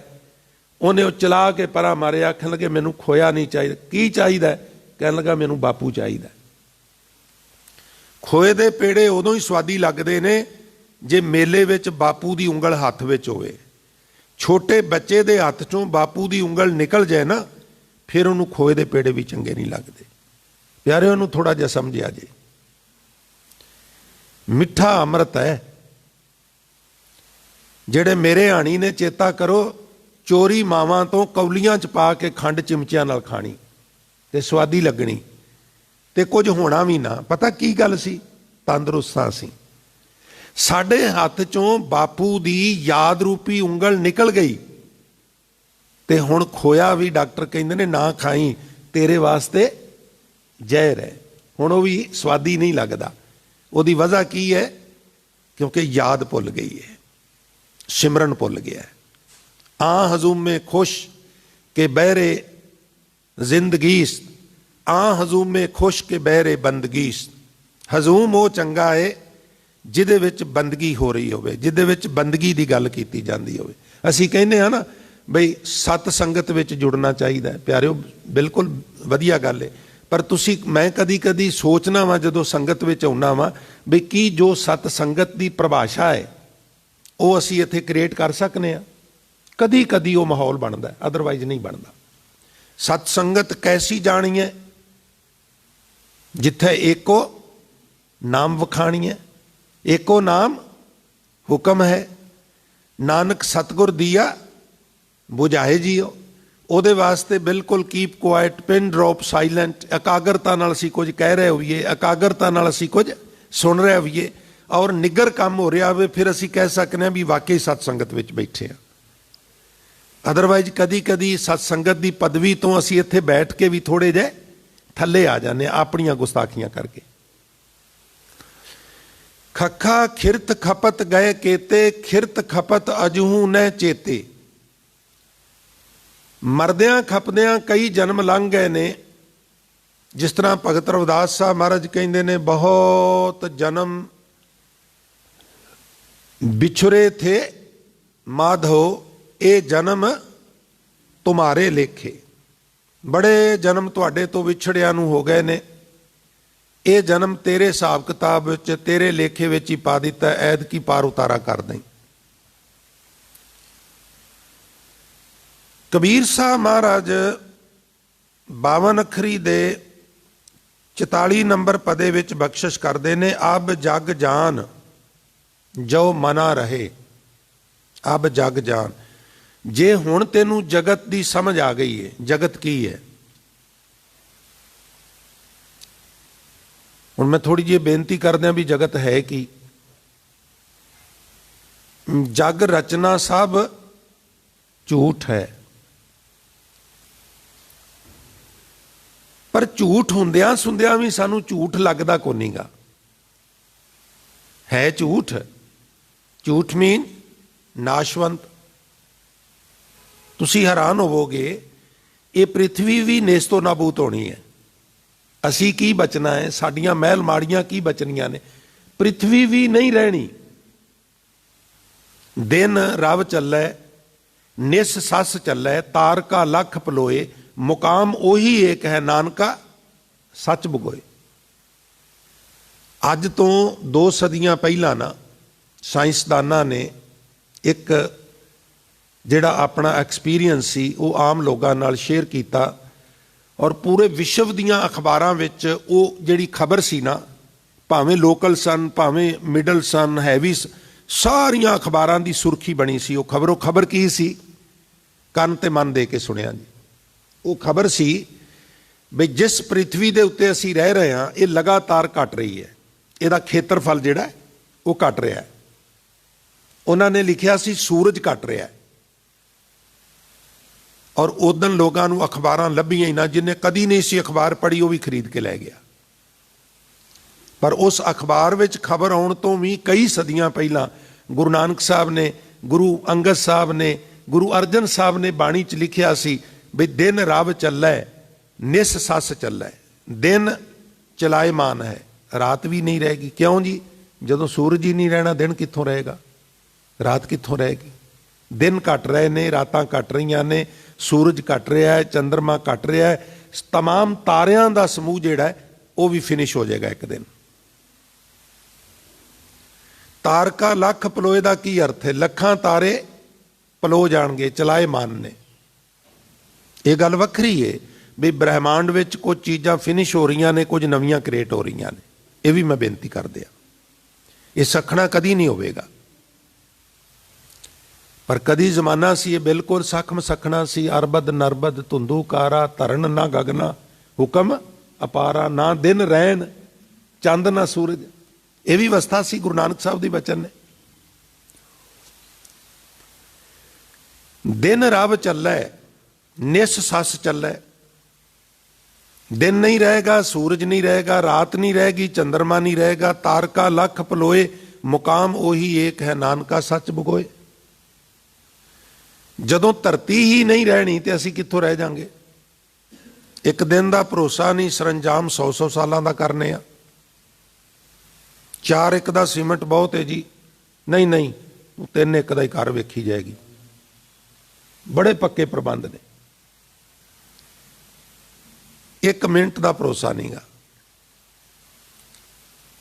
ਬੇਨਤੀ ਕਰ ਰਿਹਾ, ਕਬੀਰ ਸਾਹਿਬ ਦੇ ਕਹਿਣ ਦਾ ਮਤਲਬ ਹੈ ਵੀ ਜੱਗ ਨੂੰ ਸਮਝ, ਸੰਸਾਰ ਹੈ ਕੀ? ਜਗ ਜੀਵਨ ਐਸਾ ਸੁਪਨੇ ਜੈਸਾ, ਜਿਉਂ ਸੁਪਨਾ ਅਰ ਪੇਖਣਾ ਤੈਸੇ ਜਗ ਕੋ ਜਾਨ। ਜਗਤ ਇਸ ਤਰ੍ਹਾਂ ਹੀ ਹੈ, ਇੱਕ ਜਾਗਦਿਆਂ ਦਾ ਸੁਪਨਾ, ਇੱਕ ਸੁੱਤਿਆਂ ਦਾ ਸੁਪਨਾ। ਸੁੱਤੇ ਹੋਇਆਂ ਦੇ ਸੁਪਨੇ ਨੂੰ ਤੇ ਅਸੀਂ ਐਕਸੈਪਟ ਕਰ ਲਈ ਰਿਹਾ, ਜਿਹੜਾ ਅਸੀਂ ਜਾਗ ਕੇ ਵੇਖ ਰਹੇ ਹਾਂ ਇਹਨੂੰ ਸੁਪਨਾ ਅਸੀਂ ਐਕਸੈਪਟ ਨਹੀਂ ਕਰਦੇ, ਮੰਨਦੇ ਨਹੀਂ। ਜੇ ਕਿਤੇ ਮੰਨ ਲਈਏ ਉਦੋਂ ਹੀ ਸੁਖੀ ਹੋ ਜਾਈਏ। ਕਿਵੇਂ? ਸੁਪਨੇ ਵਿੱਚ ਕੋਈ ਲਾਸ ਹੋ ਜਾਏ, ਸਵੇਰੇ ਉੱਠ ਕੇ ਅਸੀਂ ਉਦਾਸ ਥੋੜਾ ਹੁੰਦੇ ਹਾਂ। ਤੇ ਜੇ ਜਾਗਦਿਆਂ ਉਸ ਗੱਲ ਨੂੰ ਸੁਪਨਾ ਸਮਝ ਲਈਏ ਤੇ ਫਿਰ ਉਦਾਸੀ ਦਾ ਕੋਈ ਮਤਲਬ ਹੀ ਨਹੀਂ। ਇਹਨੂੰ ਸੁਪਨਾ ਸਮਝਦੇ ਨਹੀਂ, ਇਹਨੂੰ ਹਕੀਕਤ ਸਮਝ ਲੈਂਦੇ ਆ। ਕਹਿੰਦੇ ਨੇ ਜਦੋਂ ਕਿ ਕੋਈ ਪ੍ਰਾਣੀ ਅਕਾਲ ਚਲਾਣਾ ਕਰਦਾ ਹੈ, ਉਹਦੀ ਬਾਡੀ ਡਿੱਗ ਪੈਂਦੀ ਹੈ, ਮੰਜੇ ਤੇ ਪਿਆ ਹੈ, ਜਾਂ ਕਿਤੇ ਐਕਸੀਡੈਂਟ ਹੋਇਆ ਜਾਂ ਅਚਨਚੇਤ ਮੌਤ ਹੋਈ, ਉਹ ਡਿੱਗ ਪਿਆ, ਲੰਮਾ ਪੈ ਗਿਆ, ਤਾਂ ਆਤਮਾ ਵਿੱਚੋਂ ਨਿਕਲ ਕੇ ਨਾ ਥੋੜਾ ਜਿਹਾ ਸਾਈਡ ਤੇ ਖੜੀ ਹੋ ਕੇ ਆਪਣੀ ਡੈੱਡ ਬੋਡੀ ਨੂੰ ਦੇਖਦੀ ਹੈ। ਡੈੱਡ ਬੋਡੀ ਨੂੰ ਦੇਖਦੀ ਹੈ। ਇਹਨੂੰ ਕਹਿੰਦੇ ਦ੍ਰਸ਼ਟਾ ਹੋਣਾ, ਖੁਦ ਨੂੰ ਹੀ ਦੇਖਣਾ। ਔਰ ਫਿਰ ਜਦੋਂ ਦੇਖਦੀ ਇੱਕ ਚੀਜ਼ ਦਾ ਉਹਨੂੰ ਹੋਰ ਅਹਿਸਾਸ ਹੁੰਦਾ ਹੈ। ਕੰਨ ਦੇ ਕੇ ਬੇਨਤੀ ਸੁਣਿਓ, ਇਹ ਜਿਹੜਾ ਪੀਰੀਅਡ ਹੈ 50 ਸਾਲ 60 ਸਾਲ 70 ਸਾਲ 80 ਸਾਲ, ਉਹਨੂੰ ਇਸ ਤਰ੍ਹਾਂ ਲੱਗਦਾ ਵੀ ਜਿਵੇਂ ਕਿਸੇ ਦੀ ਅੱਖ ਲੱਗ ਜਾਏ ਨਾ, ਘੜੀ ਬੈਠੇ ਆ, ਢੋਹ ਲਾ ਕੇ ਬੈੱਡ ਤੇ ਬੈਠੇ ਆ, ਅੱਖ ਲੱਗ ਗਈ ਔਰ ਲੱਗੀ ਅੱਖ, ਛੋਟਾ ਜਿਹਾ ਸੁਪਨਾ ਆ ਗਿਆ ਤੇ ਫਿਰ ਜਾਗ ਆ ਗਈ, ਮੈਂ ਤੇ ਬੈਠਾ ਸਾਂ। ਇਹ ਜਿਹੜੀ ਸਾਰੀ ਜ਼ਿੰਦਗੀ ਹੈ ਜਿਹਨੂੰ ਲੰਮਾ ਚੌੜਾ ਅਸੀਂ ਗਿਣਦੇ ਆ ਨਾ, ਇਹ ਜਦੋਂ ਆਤਮਾ ਵਿੱਚੋਂ ਨਿਕਲ ਕੇ ਪਾਸੇ ਖੜੀ ਹੁੰਦੀ ਹੈ ਤੇ ਉਹਨੂੰ ਇਦਾਂ ਇੱਕ ਝਟਕਾ ਜਿਹਾ ਲੱਗਦਾ ਤੇ ਜਿੱਦਾਂ ਇੱਕ ਛੋਟਾ ਜਿਹਾ ਸੁਪਨਾ ਵੇਖਿਆ ਹੁੰਦਾ ਹੈ, ਬਸ ਇਸ ਤੋਂ ਵੱਧ ਕੁਛ ਵੀ ਨਹੀਂ। ਔਰ ਉਸ ਸੁਪਨੇ ਵਿੱਚ ਪਤਾ ਨਹੀਂ ਕਿੰਨੀ ਵਾਰਾਂ ਮਰਨੇ ਆ, ਕਿੰਨੀ ਵਾਰਾਂ ਜਿਉਂਦੇ ਆ, ਤੜਫਨੇ ਆ ਦੁਖੀ ਹੋ ਕੇ, ਔਰ ਹੈ ਕੁਛ ਵੀ ਨਹੀਂ। ਗੁਰਬਾਣੀ ਸਾਨੂੰ ਰਿਲੈਕਸ ਕਰਨ ਵਾਸਤੇ ਬਚਨ ਕਰਦੀ ਹੈ, ਇਹਨੂੰ ਸੁਪਨਾ ਸਮਝ ਲੈ। ਤੂੰ ਨਾ ਕੁਝ ਲੈ ਕੇ ਆਇਆ ਸੈਂ, ਨਾ ਕੁਝ ਲੈ ਕੇ ਜਾਣਾ ਹੈ, ਔਰ ਜਿਨ੍ਹਾਂ ਦੀ ਤੂੰ ਚਿੰਤਾ ਕਰਨਾ ਉਹਨਾਂ ਨੂੰ ਤੇਰੀ ਕੋਈ ਚਿੰਤਾ ਨਹੀਂ ਹੋਣੀ। ਇਹ ਵੀ ਗੱਲ ਸਮਝ ਲਓ। ਜਿਤਨੇ ਵੀ ਦੁਨੀਆ ਤੇ ਫਲ ਨੇ ਪੱਕ ਕੇ ਉਹਨਾਂ ਦੀ ਕੀਮਤ ਵੱਧਦੀ ਹੈ, ਵੈਲਿਊ ਵੱਧਦੀ ਹੈ। ਸਿਰਫ ਮਨੁੱਖ ਇਸ ਤਰ੍ਹਾਂ ਦਾ ਜਿਵੇਂ ਜਿਵੇਂ ਪੱਕਦਾ ਇਹਦੀ ਕਦਰ ਘਟਦੀ ਹੈ। ਚਿਹਰਾ ਕਰੂਪ ਹੁੰਦਾ ਜਾਂਦਾ ਹੈ, ਸਰੀਰ ਰੋਗੀ ਹੁੰਦਾ ਜਾਂਦਾ ਹੈ, ਜਰਾ ਜੀਰਨ ਹੁੰਦਾ ਜਾਂਦਾ ਹੈ, ਕਈ ਕਿਸਮ ਦੀਆਂ ਸਮੱਸਿਆਵਾਂ ਪੈਦਾ ਹੋ ਜਾਂਦੀਆਂ ਨੇ। ਔਰ ਫਿਰ ਨੇੜਲੇ ਲੋਕ ਵੀ ਉਹਨਾਂ ਨੇੜ ਕਰਕੇ ਰਾਜੀ ਨਹੀਂ ਹੁੰਦੇ। ਤਬ ਤੇਰੀ ਓਕ ਕੋਈ ਪਾਣੀਓ ਨਾ ਪਾਵੇ, ਇਹ ਵੀ ਅਵਸਥਾ ਆ ਜਾਂਦੀ। ਉੱਥੇ ਪਾਣੀ ਪਿਆ ਹੈ, ਪੀ ਲਿਆ ਜੇ। ਖੈਰ, ਅਬ ਜਗ ਜਾਨ, ਇਸ ਜਗਤ ਦੀ ਰਚਨਾ ਨੂੰ, ਜਗਤ ਦੀ ਅਸਲੀਅਤ ਨੂੰ ਚੰਗੀ ਤਰ੍ਹਾਂ ਜਾਣ ਲੈ, ਚੰਗੀ ਤਰ੍ਹਾਂ ਸਮਝ ਲੈ ਤੇ ਮਨਾ ਰਹੇ। ਹੁਣ ਹੀ ਆਪਣੇ ਮਨ ਨੂੰ ਟਿਕਾ ਲੈ। ਮਨਾ ਮੰਮਾ ਨੰਨੇ ਕੰਨਾ ਹੈ। ਮਨਾ ਦੇ ਅਰਥ ਮਨਾਣਾ ਨਹੀਂ, ਮਨਾਂ ਦੇ ਅਰਥ ਇੱਥੇ ਮਨ ਨਹੀਂ, ਮਨ ਹੀ ਨੇ। ਮਨ ਨੂੰ ਟਿਕਾ ਲੈ, ਮਨ ਨੂੰ ਕਾਬੂ 'ਚ ਕਰ ਲੈ, ਮਨ ਨੂੰ ਇਹ ਗੱਲ ਸਮਝਾ ਲੈ ਵੀ ਜਗਤ ਇਸ ਤਰ੍ਹਾਂ ਦਾ, ਤੇਰਾ ਪ੍ਰਯੋਜਨ ਆ ਹੈ। ਅਬ ਜਗ ਜਾਨ, ਹੁਣ ਜਗਤ ਨੂੰ ਜਾਣ ਕੇ ਜੋ ਮਨਾ ਰਹੇ। ਜਹਾਂ ਕਾ ਵਿਛੜਾ ਤਾਂ ਥਿਰ ਲਹੈ, ਫਿਰ ਜਿਹਦੇ ਵਿੱਚੋਂ ਤੂੰ ਵਿਛੜਿਆ ਸੈਂ ਉਸੇ ਵਿੱਚ ਹੀ ਤੇਰਾ ਮਿਲਾਪ ਹੋ ਜਾਏਗਾ। ਵਿਛੜੇ ਕਿਹਦੇ ਤੋਂ ਆ? ਪਰਮਾਤਮਾ ਤੋਂ। ਰੋਜ਼ ਗੁਰੂ ਕੋਲ ਆ, ਗੁਰੂ ਦੀ ਗੱਲ ਸੁਣ, ਗੁਰੂ ਦੀ ਗੱਲ ਮੰਨ, ਤੇ ਫਿਰ ਗੁਰੂ ਵਿਛੜਿਆਂ ਨੂੰ ਵੀ ਮਿਲਾ ਦਿੰਦਾ ਹੈ। ਵਿਛੜਿਆਂ ਮੇਲੇ ਪ੍ਰਭੂ, ਹਰ ਦਰਗਾਹ ਕਾ ਬਸੀਠ। ਵੈਸੇ ਤੇ ਮਿਲਣੀ ਵੇਲੇ ਵੀ ਇਹ ਸ਼ਬਦ ਪੜ੍ਹਿਆ ਜਾਂਦਾ ਹੈ, ਪਰ ਉਂਝ ਤੁਸੀਂ ਸਟੀਕ ਦੇਖੋ ਤੇ ਇਹ ਆਤਮਾ ਤੇ ਪਰਮਾਤਮਾ ਦੇ ਮਿਲਾਪ ਦੀ ਗੱਲ ਹੈ। ਉੱਥੇ ਧੇਤਿਆਂ ਪਤੇਤਿਆਂ ਦੇ ਮਿਲਾਪ ਦੀ ਗੱਲ ਨਹੀਂ ਹੈ। ਪੜ੍ਹਿਆ ਜਾਂਦਾ, ਕੋਈ ਹਰਜ ਵੀ ਨਹੀਂ, ਪੜ੍ਹ ਲੈਣਾ ਚਾਹੀਦਾ। ਦਰਗਾਹ ਦਾ ਬਸੀਠ, ਦਰਗਾਹ ਦਾ ਵਕੀਲ ਜਿਹੜਾ ਪ੍ਰਭੂ ਹੈ, ਉਹ ਫਿਰ ਮਿਲਾ ਦੇਗਾ ਤੈਨੂੰ ਪਰਮਾਤਮਾ ਨਾਲ। ਹੁਣ ਅੰਤਲਾ ਪਦਾ ਹੈ 52 ਅੱਖਰੀ ਦਾ ਜੀ, ਉਹ ਮੈਂ ਆਪ ਜੀ ਦੇ ਚਰਨਾਂ 'ਚ ਅਰਜ ਕਰਕੇ ਸਮਾਪਤੀ ਕਰਾਂ। 52 ਅੱਖਰ ਜੋਰੇ ਆਨ, ਸਕਿਆ ਨਾ ਅਖਰ ਏਕ ਪਛਾਨ। ਸ਼ੁਰੂ ਵਿੱਚ ਜਿਹੜਾ ਆਇਆ ਸੀ ਉਹਨੂੰ ਅੱਖਰ ਕਹਿਣਾ ਸੀ, ਇਹਨੂੰ ਅਖਰ ਕਹਿਣਾ ਹੈ।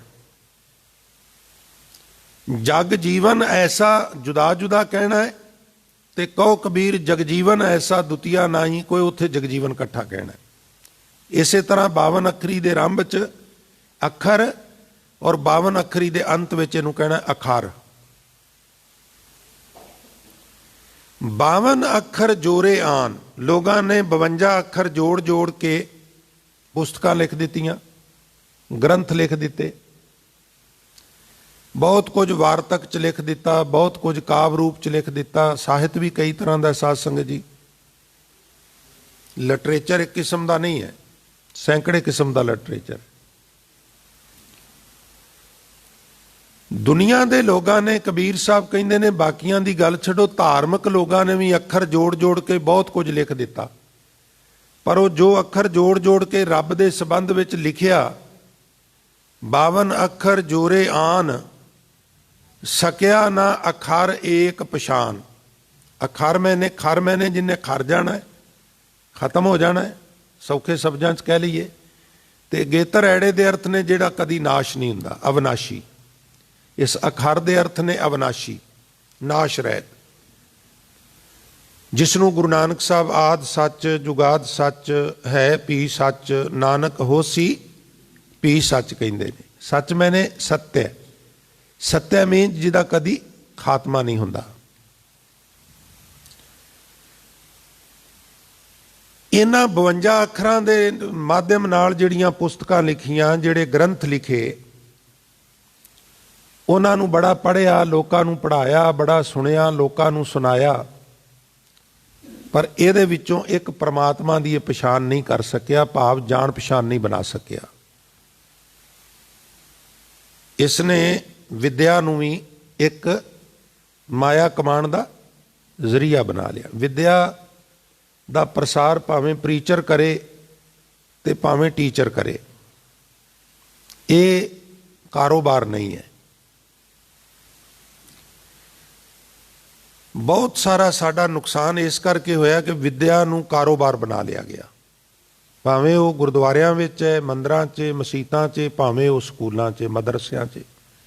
ਜਿੱਥੇ ਵਿਦਿਆ ਕਾਰੋਬਾਰ ਬਣ ਜਾਏਗੀ, ਬਿਜ਼ਨਸ ਬਣ ਜਾਏਗਾ, ਮਨੁੱਖ ਦੀ ਵਿਲ ਫਿਰ ਉਸ ਬਿਜ਼ਨਸ ਵੱਲ ਹੁੰਦੀ ਹੈ। ਇਸ ਪਾਸੇ ਉਹਦੀ ਚਾਹਨਾ ਨਹੀਂ ਹੁੰਦੀ ਵੀ ਮੇਰੇ ਸਕੂਲ ਦੇ ਵਿਦਿਆਰਥੀ ਕਿਸ ਮਰਾਤਬੇ ਤੇ ਪਹੁੰਚਣਗੇ। ਅੱਜ ਸਾਡੀ ਇਹ ਬੜੀ ਵੱਡੀ ਵਿਡੰਬਣਾ ਹੈ। ਜਿਸ ਤਰ੍ਹਾਂ ਅੱਜ ਕਬੀਰ ਸਾਹਿਬ ਮਹਾਰਾਜ ਉਪਦੇਸ਼ ਬਖਸ਼ਿਸ਼ ਕਰ ਰਹੇ ਨੇ, ਅਸੀਂ ਇਹਨੂੰ ਮਹਿਜ਼ ਆਜੀਵਕਾ ਦਾ ਸਾਧਨ ਬਣਾ ਲਿਆ। ਇਹਦੇ ਵਿੱਚੋਂ ਅੱਖਰਾਂ ਦੇ ਮਾਧਿਅਮ ਨਾਲ ਜਿਸ ਪਰਮਾਤਮਾ ਨਾਲ ਅਸੀਂ ਸੰਬੰਧ ਬਣਾਉਣਾ ਸੀ ਉਹ ਅਸੀਂ ਨਹੀਂ ਬਣਾ ਸਕੇ। ਅਧਿਆਪਕ ਦਾ ਪ੍ਰਯੋਜਨ ਬਹੁਤ ਵੱਡਾ ਸੀ। ਮੈਂ ਧਰਮ ਪ੍ਰਚਾਰ ਦੇ ਮਾਧਿਅਮ ਨਾਲ ਕਈ ਵਾਰ ਵਿਦੇਸ਼ ਜਾਣ ਦਾ ਮੌਕਾ ਮਿਲਦਾ ਹੈ। ਇੱਕ ਪਰਿਵਾਰ ਇੱਥੋਂ ਗਿਆ ਤੇ ਉਹਨਾਂ ਦਾ ਇੱਕ ਬੇਟਾ 8ਵੀਂ 'ਚ ਪੜ੍ਹਦਾ ਸੀ ਜਦੋਂ ਇੱਥੋਂ ਗਿਆ। 1 ਸਾਲ ਬਾਅਦ ਮੈਂ ਮਿਲਿਆ, 9ਵੀਂ 'ਚੋਂ ਬੱਚਾ ਉੱਥੇ ਪੜ੍ਹਦਾ ਸੀ ਔਰ ਮੈਂ ਵੇਖ ਕੇ ਹੈਰਾਨ ਰਹਿ ਗਿਆ। ਇਸ ਤਰ੍ਹਾਂ ਲੱਗਦਾ ਸੀ ਜਿਵੇਂ ਬੱਚਾ ਬਚਪਨ ਤੋਂ ਹੀ ਇੱਥੇ ਪੜ੍ਹ ਰਿਹਾ ਹੋਵੇ।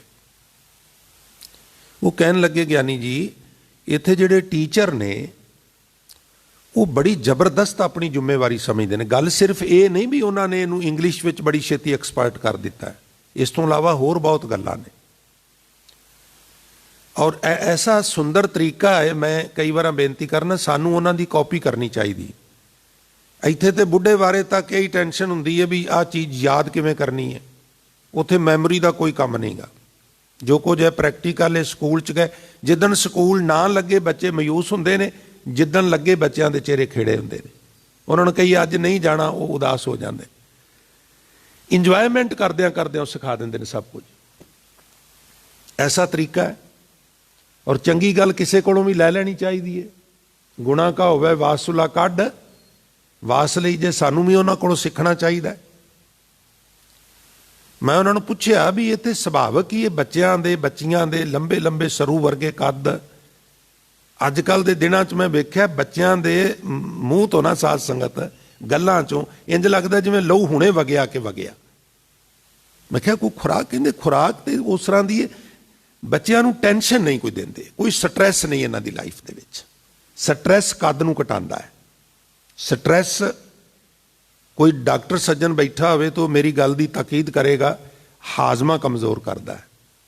ਸਟਰੈਸ ਦਿਲ ਨੂੰ ਕਮਜ਼ੋਰ ਕਰਦਾ ਹੈ। ਸਟਰੈਸ ਦਿਮਾਗ ਨੂੰ ਕਮਜ਼ੋਰ ਕਰਦਾ ਹੈ। ਔਰ ਸਾਡੇ ਇੱਥੇ ਸਵਾਏ ਸਟਰੈਸ ਦੇ ਹੋਰ ਕੁਝ ਹੈ ਹੀ ਨਹੀਂ। ਭਾਵੇਂ ਨਿਆਣਾ ਹੈ ਤੇ ਭਾਵੇਂ ਸਿਆਣਾ ਹੈ। ਨਿਆਣਿਆਂ ਦੇ ਉੱਤੇ ਟੀਚਰ ਦਾ ਵੀ ਪ੍ਰੈਸ਼ਰ ਹੈ, ਪੇਰੈਂਟਸ ਦਾ ਵੀ ਪ੍ਰੈਸ਼ਰ ਹੈ। ਇੰਨੇ ਮਾਰਕਸ ਲੈ ਕੇ ਆਉਣੇ ਨੇ। ਇੰਨੇ ਮਾਰਕਸ ਕਾਹਦੇ ਲਈ ਲੈ ਕੇ ਆਉਣੇ ਨੇ? ਤੁਸੀਂ ਪੰਜਾਬ 'ਚ ਬੈਠੇ ਹੋ, ਮਾਰਕਸ ਕਾਹਦੇ ਲਈ? ਇਹਨੂੰ ਕਿਉਂ ਟੌਰਚਰ ਕਰਦੇ ਹੋ ਵੀ ਨੌਕਰੀ ਮਿਲੇਗੀ? ਇਹਨੂੰ ਕਿੱਥੋਂ ਨੌਕਰੀ? 117 MLA ਨੇ, 200 ਦੇ ਕਰੀਬ IAS ਤੇ IPS ਅਫਸਰ ਨੇ। ਉਹਨਾਂ ਦੇ ਰਿਸ਼ਤੇਦਾਰ ਪਹਿਲਾਂ ਲੱਗਣਗੇ, ਫਿਰ ਤੁਹਾਡੀ ਵਾਰੀ ਆਵੇਗੀ। ਉਹ ਤੇ ਉਹਨਾਂ ਦਾ ਹੀ ਕੋਟਾ ਨਹੀਂ ਪੂਰਾ ਹੋਣਾ। ਇਹਨੂੰ ਵਿਚਾਰੇ ਨੂੰ ਟੌਰਚਰ ਤੇ ਨਾ ਕਰੋ। ਜੋਬ ਤੇ ਇਹਨੂੰ ਮਿਲਣੀ ਕੋਈ ਨਹੀਂ ਕਿ ਜਿੰਨੇ ਮਰਜ਼ੀ ਮਾਰਕਸ ਲੈ ਲੈ। ਕਮ ਸੇ ਕਮ ਟੌਰਚਰ ਤੇ ਨਾ ਕਰੋ ਵਿਚਾਰੇ ਨੂੰ। ਉਹਨੂੰ ਆਪਣਾ ਬਚਪਨ ਤੇ ਜੀ ਲੈਣ ਦਿਓ ਹੱਸ ਖੇਡ ਕੇ। ਖੈਰ, ਇਹ ਅੱਖਰ ਜੋੜ ਜੋੜ ਕੇ ਅਸੀਂ ਇਹਨਾਂ ਅੱਖਰਾਂ ਨੂੰ ਵੀ ਇੱਕ ਉਪਜੀਵਕਾ ਦਾ ਹੀ ਸਾਧਨ ਬਣਾ ਲਿਆ। ਤੁਸੀਂ ਕਿਤੇ ਸਰਵੇ ਕਰੋ, ਸ਼ਹਿਰ ਦੇ ਵਿੱਚ ਬਹੁਤ ਘੱਟ ਧਨ ਕਮਾਉਣ ਵਾਲੇ ਵਿਚਾਰੇ ਜਿਹੜੇ ਲੋਕ ਨੇ, 80% ਉਹਨਾਂ ਦਾ ਧਨ ਸਿਰਫ ਬੱਚਿਆਂ ਦੀ ਪੜ੍ਹਾਈ ਤੇ ਖਰਚ ਹੋ ਰਿਹਾ। ਵੀ ਜੋ ਅਸੀਂ ਨਹੀਂ ਕਰ ਸਕੇ ਜੀ ਉਹ ਅਸੀਂ ਬੱਚਿਆਂ ਤੋਂ ਕਰਾਉਣਾ। ਉਹ ਚੱਲਿਓ, ਇਹਨਾਂ ਤੋਂ ਵੀ ਨਹੀਂ ਹੋਣਾ, ਕਿਉਂਕਿ ਤੁਹਾਡੇ ਉੱਤੇ ਜਿਹੜੇ ਹਾਕਮ ਬੈਠੇ ਨੇ ਉਹ ਬੇਈਮਾਨ ਨੇ। ਇਹਨਾਂ ਨੂੰ ਕੁਛ ਨਹੀਂ ਦੇਣਾ ਉਹਨਾਂ ਨੇ, ਭਾਵੇਂ ਕਿੰਨੇ ਮਾਰਕਸ ਲੈ ਲਓ। ਇਹਨਾਂ ਅੱਖਰਾਂ ਦੇ ਮਾਧਿਅਮ ਨਾਲ ਧਾਰਮਿਕ ਬੰਦਿਆਂ ਨੇ ਵੀ ਮਾਇਆ ਇਕੱਠੀ ਕਰਨੀ ਸ਼ੁਰੂ ਕਰ ਦਿੱਤੀ। ਪ੍ਰਯੋਜਨ ਹੋਰ ਕੋਈ ਨਹੀਂ ਸੀ। ਪੰਡਤਾਂ ਨੇ, ਕਾਜ਼ੀਆਂ ਨੇ, ਗੁਰੂ ਨਾਨਕ ਸਾਹਿਬ ਕਹਿੰਦੇ ਨੇ ਆਪਣੀ ਬਾਣੀ 'ਚ, ਕਾਦੀ ਕੂੜ ਬੋਲ ਮਲ ਖਾਏ। ਕੁਰਾਨ ਤੇ ਉਹਨੇ ਵੀ ਪੜ੍ਹੀ ਸੀ।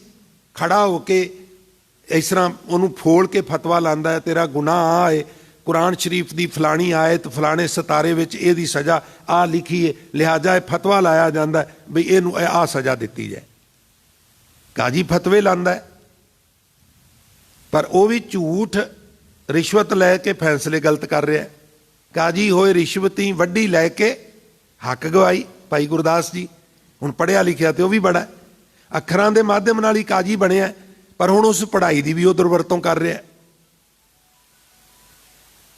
ਪੰਡਤ ਜਿਹੜਾ ਹੈ, ਵਿਦਵਾਨ ਹੈ, ਗਿਆਨੀ ਹੈ, ਬ੍ਰਾਹਮਣ ਹੈ, ਉਹ ਵੀ ਇਹਦੀ ਦੁਰਵਰਤੋਂ ਕਰ ਰਿਹਾ।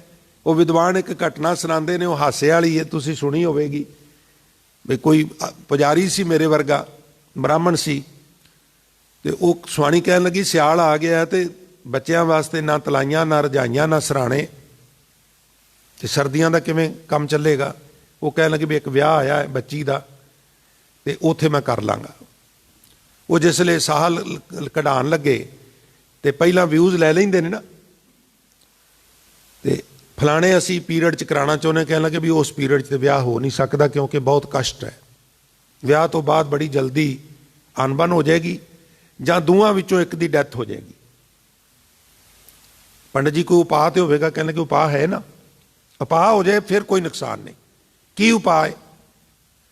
ਆਖਣ ਲੱਗੇ ਉਪਾਅ ਇਹ ਵੇ ਵੀ ਜਦੋਂ ਬੇਦੀ ਰਚਣੀ ਹੈ ਨਾ, ਬੇਦੀ ਉਹਦੇ ਦੁਆਲੇ ਦੁਆਲੇ ਫੇਰੇ ਲੈਣੇ ਨਾ, ਔਰ ਉਸ ਬੇਦੀ ਦੇ ਦੁਆਲੇ ਜਗ੍ਹਾ ਖਾਲੀ ਛੱਡਣੀ ਹੈ ਕਿਉਂਕਿ ਉੱਥੇ ਸਾਰੀ ਉਹ ਕਿਰਿਆ ਹੋਣੀ ਹੈ। ਉਹ ਛੱਡ ਕੇ ਜਗ੍ਹਾ ਦੁਆਲੇ ਦੁਆਲੇ ਕਪਾਹ ਦੀਆਂ ਪੰਡਾਂ ਬੰਨ੍ਹ ਕੇ, ਔਰ ਵਿੱਥ ਨਹੀਂ ਹੋਣੀ ਚਾਹੀਦੀ, ਨਹੀਂ ਤੇ ਪ੍ਰਯੋਗ ਪੂਰਾ ਨਹੀਂ ਹੋਣਾ, ਨੁਕਸਾਨ ਹੋ ਜਾਏਗਾ।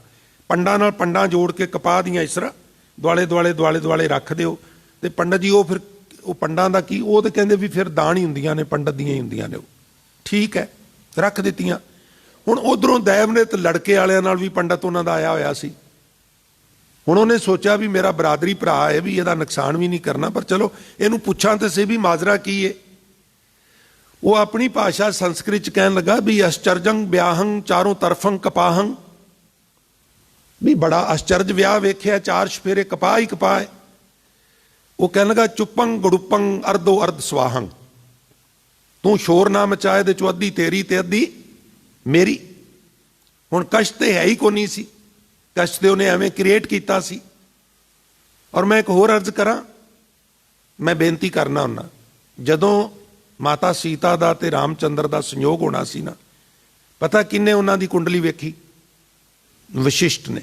ਵਸ਼ਿਸ਼ਟ ਸਧਾਰਨ ਬੰਦਾ ਨਹੀਂ ਗਾ, ਬੜਾ ਪਹੁੰਚਿਆ ਹੋਇਆ। ਕਹਿਣ ਲੱਗਾ ਜੀ ਬਿਲਕੁਲ ਠੀਕ ਹੈ, 36 ਗੁਣ ਮਿਲਦੇ ਨੇ, ਕਰ ਦਿਓ। ਕਰ ਦਿੱਤਾ। ਪਹਿਲਾਂ ਤੇ 14 ਸਾਲ ਪਤੀ ਦੇ ਨਾਲ ਜੰਗਲ 'ਚ ਭਟਕਦੀ ਰਹੀ, ਫਿਰ ਉੱਥੋਂ ਰਾਵਣ ਲੈ ਗਿਆ। ਘਰ ਆਈ ਤੇ ਧੋਬੀ ਨੇ ਮਿਹਣਾ ਮਾਰਿਆ ਤੇ ਘਰੋਂ ਕੱਢ ਦਿੱਤੀ। ਬੱਚਿਆਂ ਦਾ ਜਨਮ ਹੀ ਭਗਵਾਨ ਵਾਲਮੀਕ ਦੇ ਕੋਲ ਜੰਗਲ ਵਿੱਚ ਹੋਇਆ। ਉਹ ਕਹਿੰਦਾ ਜੀ ਕੁੰਡਲੀ ਮਿਲਾ ਲਈ ਹੈ, ਔਰ ਕਹਿੰਦਾ ਵੀ ਵਿਸ਼ਿਸ਼ਟ ਸੀ। ਫੇਰ ਵੀ ਸਾਨੂੰ ਗੱਲ ਸਮਝ ਨਾ ਆਵੇ ਤੇ ਹੁਣ ਦੱਸੋ ਵੀ ਕਥਾਵਾਚਕ ਵੀ ਕੀ ਕਰਨ ਫਿਰ। ਹਾਂ, ਦੋਵੇਂ ਤੇਤੇ ਪਤੇਤੇ ਪਰਿਵਾਰ ਬਹਿ ਜਾਓ, ਝੂਠ ਨਾ ਤੇਤੇ ਬੋਲਣ ਨਾ ਪਤੇਤੇ ਬੋਲਣ, ਕੋਈ ਲਕਾ ਨਾ ਰੱਖੀਏ। ਲੈਣ ਦੇਣ ਦੀ ਗੱਲ ਨਹੀਂ ਹੋਣੀ ਚਾਹੀਦੀ, ਪਰ ਜੇ ਹੋਣੀ ਵੀ ਚਾਹੀਦੀ ਹੈ ਤੇ ਬਿਲਕੁਲ ਰਿਲੈਕਸ ਹੋ ਕੇ ਫਰੈਂਕਲੀ ਹੋ ਜਾਣੀ ਚਾਹੀਦੀ ਹੈ। ਗੋਲ ਮੋਲ ਗੱਲਾਂ ਨਹੀਂ, ਵੇਖੋ ਜੀ ਆਪਣੀ ਧੀ ਨੂੰ ਦੇਣਾ ਜੀ, ਸਾਨੂੰ ਤੇ ਕੋਈ ਲਾਲਚ ਨਹੀਂ ਜੀ, ਜੋ ਚਲੋ ਜੋ ਬਣਦਾ ਸਰਦਾ ਜੀ, ਇੱਦਾਂ ਨਹੀਂ। ਬਿਲਕੁਲ ਸਪਸ਼ਟ ਪਾਰਦਰਸ਼ਕ ਢੰਗ ਦੇ ਨਾਲ ਬੱਚੀ ਬੱਚੇ ਦੀ ਫਿਜ਼ੀਕਲੀ ਮੈਚਿੰਗ ਕਰ ਲਓ, ਐਜੂਕੇਸ਼ਨਲ ਮੈਚਿੰਗ ਕਰ ਲਓ, ਉਹਨਾਂ ਦੀ ਮੈਂਟਲੀ ਜਿਹੜੀ ਅਵਸਥਾ ਹੈ ਉਹਨੂੰ ਮੈਚ ਕਰ ਲਓ, ਪਰਿਵਾਰਾਂ ਦੀ ਕਰ ਲਓ, ਸੁਭਾਅ ਜਾਣ ਲਓ, ਥੋੜ੍ਹਾ ਜਿਹਾ ਮਿਲ ਗੱਲ ਨਿਭ ਜਾਂਦੀ ਹੈ। ਕੁੰਡਲੀਆਂ ਜਿਨ੍ਹਾਂ ਨੇ ਮੈਚ ਕੀਤੀਆਂ ਵੀ ਉਹ ਜਿਹੜੇ ਸਿਰੇ ਦੇ ਪੈਗੰਬਰ ਲੋਕ ਨੇ, ਉਹਨਾਂ ਦਾ ਵੀ ਗ੍ਰਸਤੀ ਜੀਵਨ ਬਹੁਤਾ ਸੁਖਦਾਈ ਨਹੀਂ ਸੀ। ਤੁਹਾਡੇ ਸਾਹਮਣੇ ਮੈਂ ਹੋਰ ਵੀ ਐਗਜ਼ਾਮਪਲ 'ਚ ਰੱਖ ਸਕਣਾ। ਤੋ ਇਹ ਵਾਸਤਵ 'ਚ ਹੈ ਕੁਛ ਨਹੀਂ ਗਾ, ਇੱਕ ਭਰਮ ਹੈ, ਵਹਿਮ ਹੈ, ਔਰ ਰੁਜ਼ਗਾਰ ਚੱਲਦਾ ਲੋਕਾਂ ਦਾ। ਆ ਤੁਸੀਂ ਇਸ ਵੇਲੇ TV ਔਨ ਕਰ ਲਓ, ਸਾਰੇ ਚੈਨਲਾਂ 'ਤੇ ਇਹੋ ਕੁਛ ਹੀ ਚੱਲ ਰਿਹਾ। ਰਾਸ਼ੀ ਫਲ, ਆਪਾ, ਪਤਾ ਨਹੀਂ ਕੀ ਕੀ, ਦਿਮਾਗ ਖਰਾਬ ਕਰ ਦਿੰਦੇ ਨੇ ਬੰਦੇ ਦਾ। ਡਰਿਆ ਡਰਿਆ ਬੰਦਾ ਜ਼ਿੰਦਗੀ ਬਸ਼ਰ ਕਰਦਾ। ਸਾਨੂੰ ਸੱਚੇ ਪਾਤਸ਼ਾਹ ਨੇ ਇਹਨਾਂ ਤਮਾਮ ਵਹਿਮਾਂ ਭਰਮਾਂ 'ਚੋਂ ਬਾਹਰ ਕੱਢ ਦਿੱਤਾ ਵੀ ਗੁਰੂ ਚਰਨਾਂ 'ਚ ਅਰਦਾਸ ਕਰਿਆ ਕਰ, ਵਾਹਿਗੁਰੂ ਵਾਹਿਗੁਰੂ ਜਪਿਆ ਕਰ, ਚੰਗਾ ਹੋਵੇਗਾ।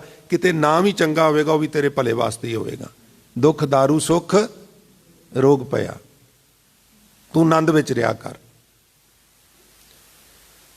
52 ਅੱਖਰ ਜੋਰੇ ਆਨ, ਸਕਿਆ ਨਾ ਅਖਰ ਏਕ ਪਛਾਨ। ਬੜੀ ਵਿਦਿਆ ਸਿੱਖ ਲਈ, ਪਰ ਇਸ ਵਿਦਿਆ ਦੇ ਮਾਧਿਅਮ ਨਾਲ ਲੋਕਾਂ ਨੂੰ ਵਿਦਿਆ ਦੱਸੀ, ਉਹਦੇ ਨਾਲ ਧਨ ਕਮਾਇਆ, ਗੁਜ਼ਰਾਨ ਕੀਤੀ, ਪਰ ਉਹਦੇ ਵਿੱਚੋਂ ਇੱਕ ਪ੍ਰਮਾਤਮਾ ਜਿਹਦੀ ਪਛਾਣ ਕਰਨੀ ਸੀ ਉਹ ਨਹੀਂ ਤੂੰ ਕਰ ਸਕਿਆ। ਵਿਦਵਾਨ ਤੇ ਬਹੁਤ ਹੈ, ਕਿਆ ਪੜ੍ਹੀਐ ਕਿਆ ਗੁਣੀਐ, ਕਿਆ ਵੇਦ ਪੁਰਾਨਾ ਸੁਣੀਐ, ਪੜ੍ਹੇ ਸੁਣੇ ਕਿਆ ਹੋਈ, ਜੋ ਸਹਿਜ ਨਾ ਮਿਲਿਓ ਸੋਈ, ਹਰ ਕਾ ਨਾਮ ਨਾ ਜਪਸ ਗਵਾਰਾ, ਕਿਆ ਸੋਚੈ ਬਾਰੰਬਾਰਾ। ਅੰਧਿਆਰੇ ਦੀਪਕ ਚਾਹੀਏ, ਇੱਕ ਬਸਤ ਅਗੋਚਰ ਲਈਐ, ਬਸਤ ਅਗੋਚਰ ਪਾਈ, ਘਟ ਦੀਪਕ ਰਿਹਾ ਸਮਾਈ। ਹਨੇਰੇ ਵਿੱਚ ਦੀਵਾ ਚਾਹੀਦਾ ਤਾਂ ਕਿ ਮਾਰਗ ਦਿਸੇ, ਪਰ ਵਿਦਵਾਨ ਬੰਦੇ ਦੀ ਤੇ ਵਿਡੰਬਣਾ ਇਹ ਵੇ ਵੀ ਉਹਦੇ ਹੱਥ ਦੇ ਤਲੀ ਦੇ ਉੱਤੇ ਦੀਵਾ ਰੱਖਿਆ ਹੋਇਆ ਹੈ, ਫਿਰ ਵੀ ਖੂਚ ਡਿੱਗ ਰਿਹਾ। ਵਿਦਿਆ ਉਹਦੇ ਕੋਲ ਹੈ, ਗਿਆਨ ਹੈ, ਜਾਣ ਬੁੱਝ ਕੇ ਫਿਰ ਵੀ ਗਲਤੀਆਂ ਕਰਦਾ। ਹੁਣ ਇਹਦਾ ਕੀ ਬਣੇਗਾ? ਹਾਥ ਦੀਪ ਕੂਏ ਪਰ ਹੈ।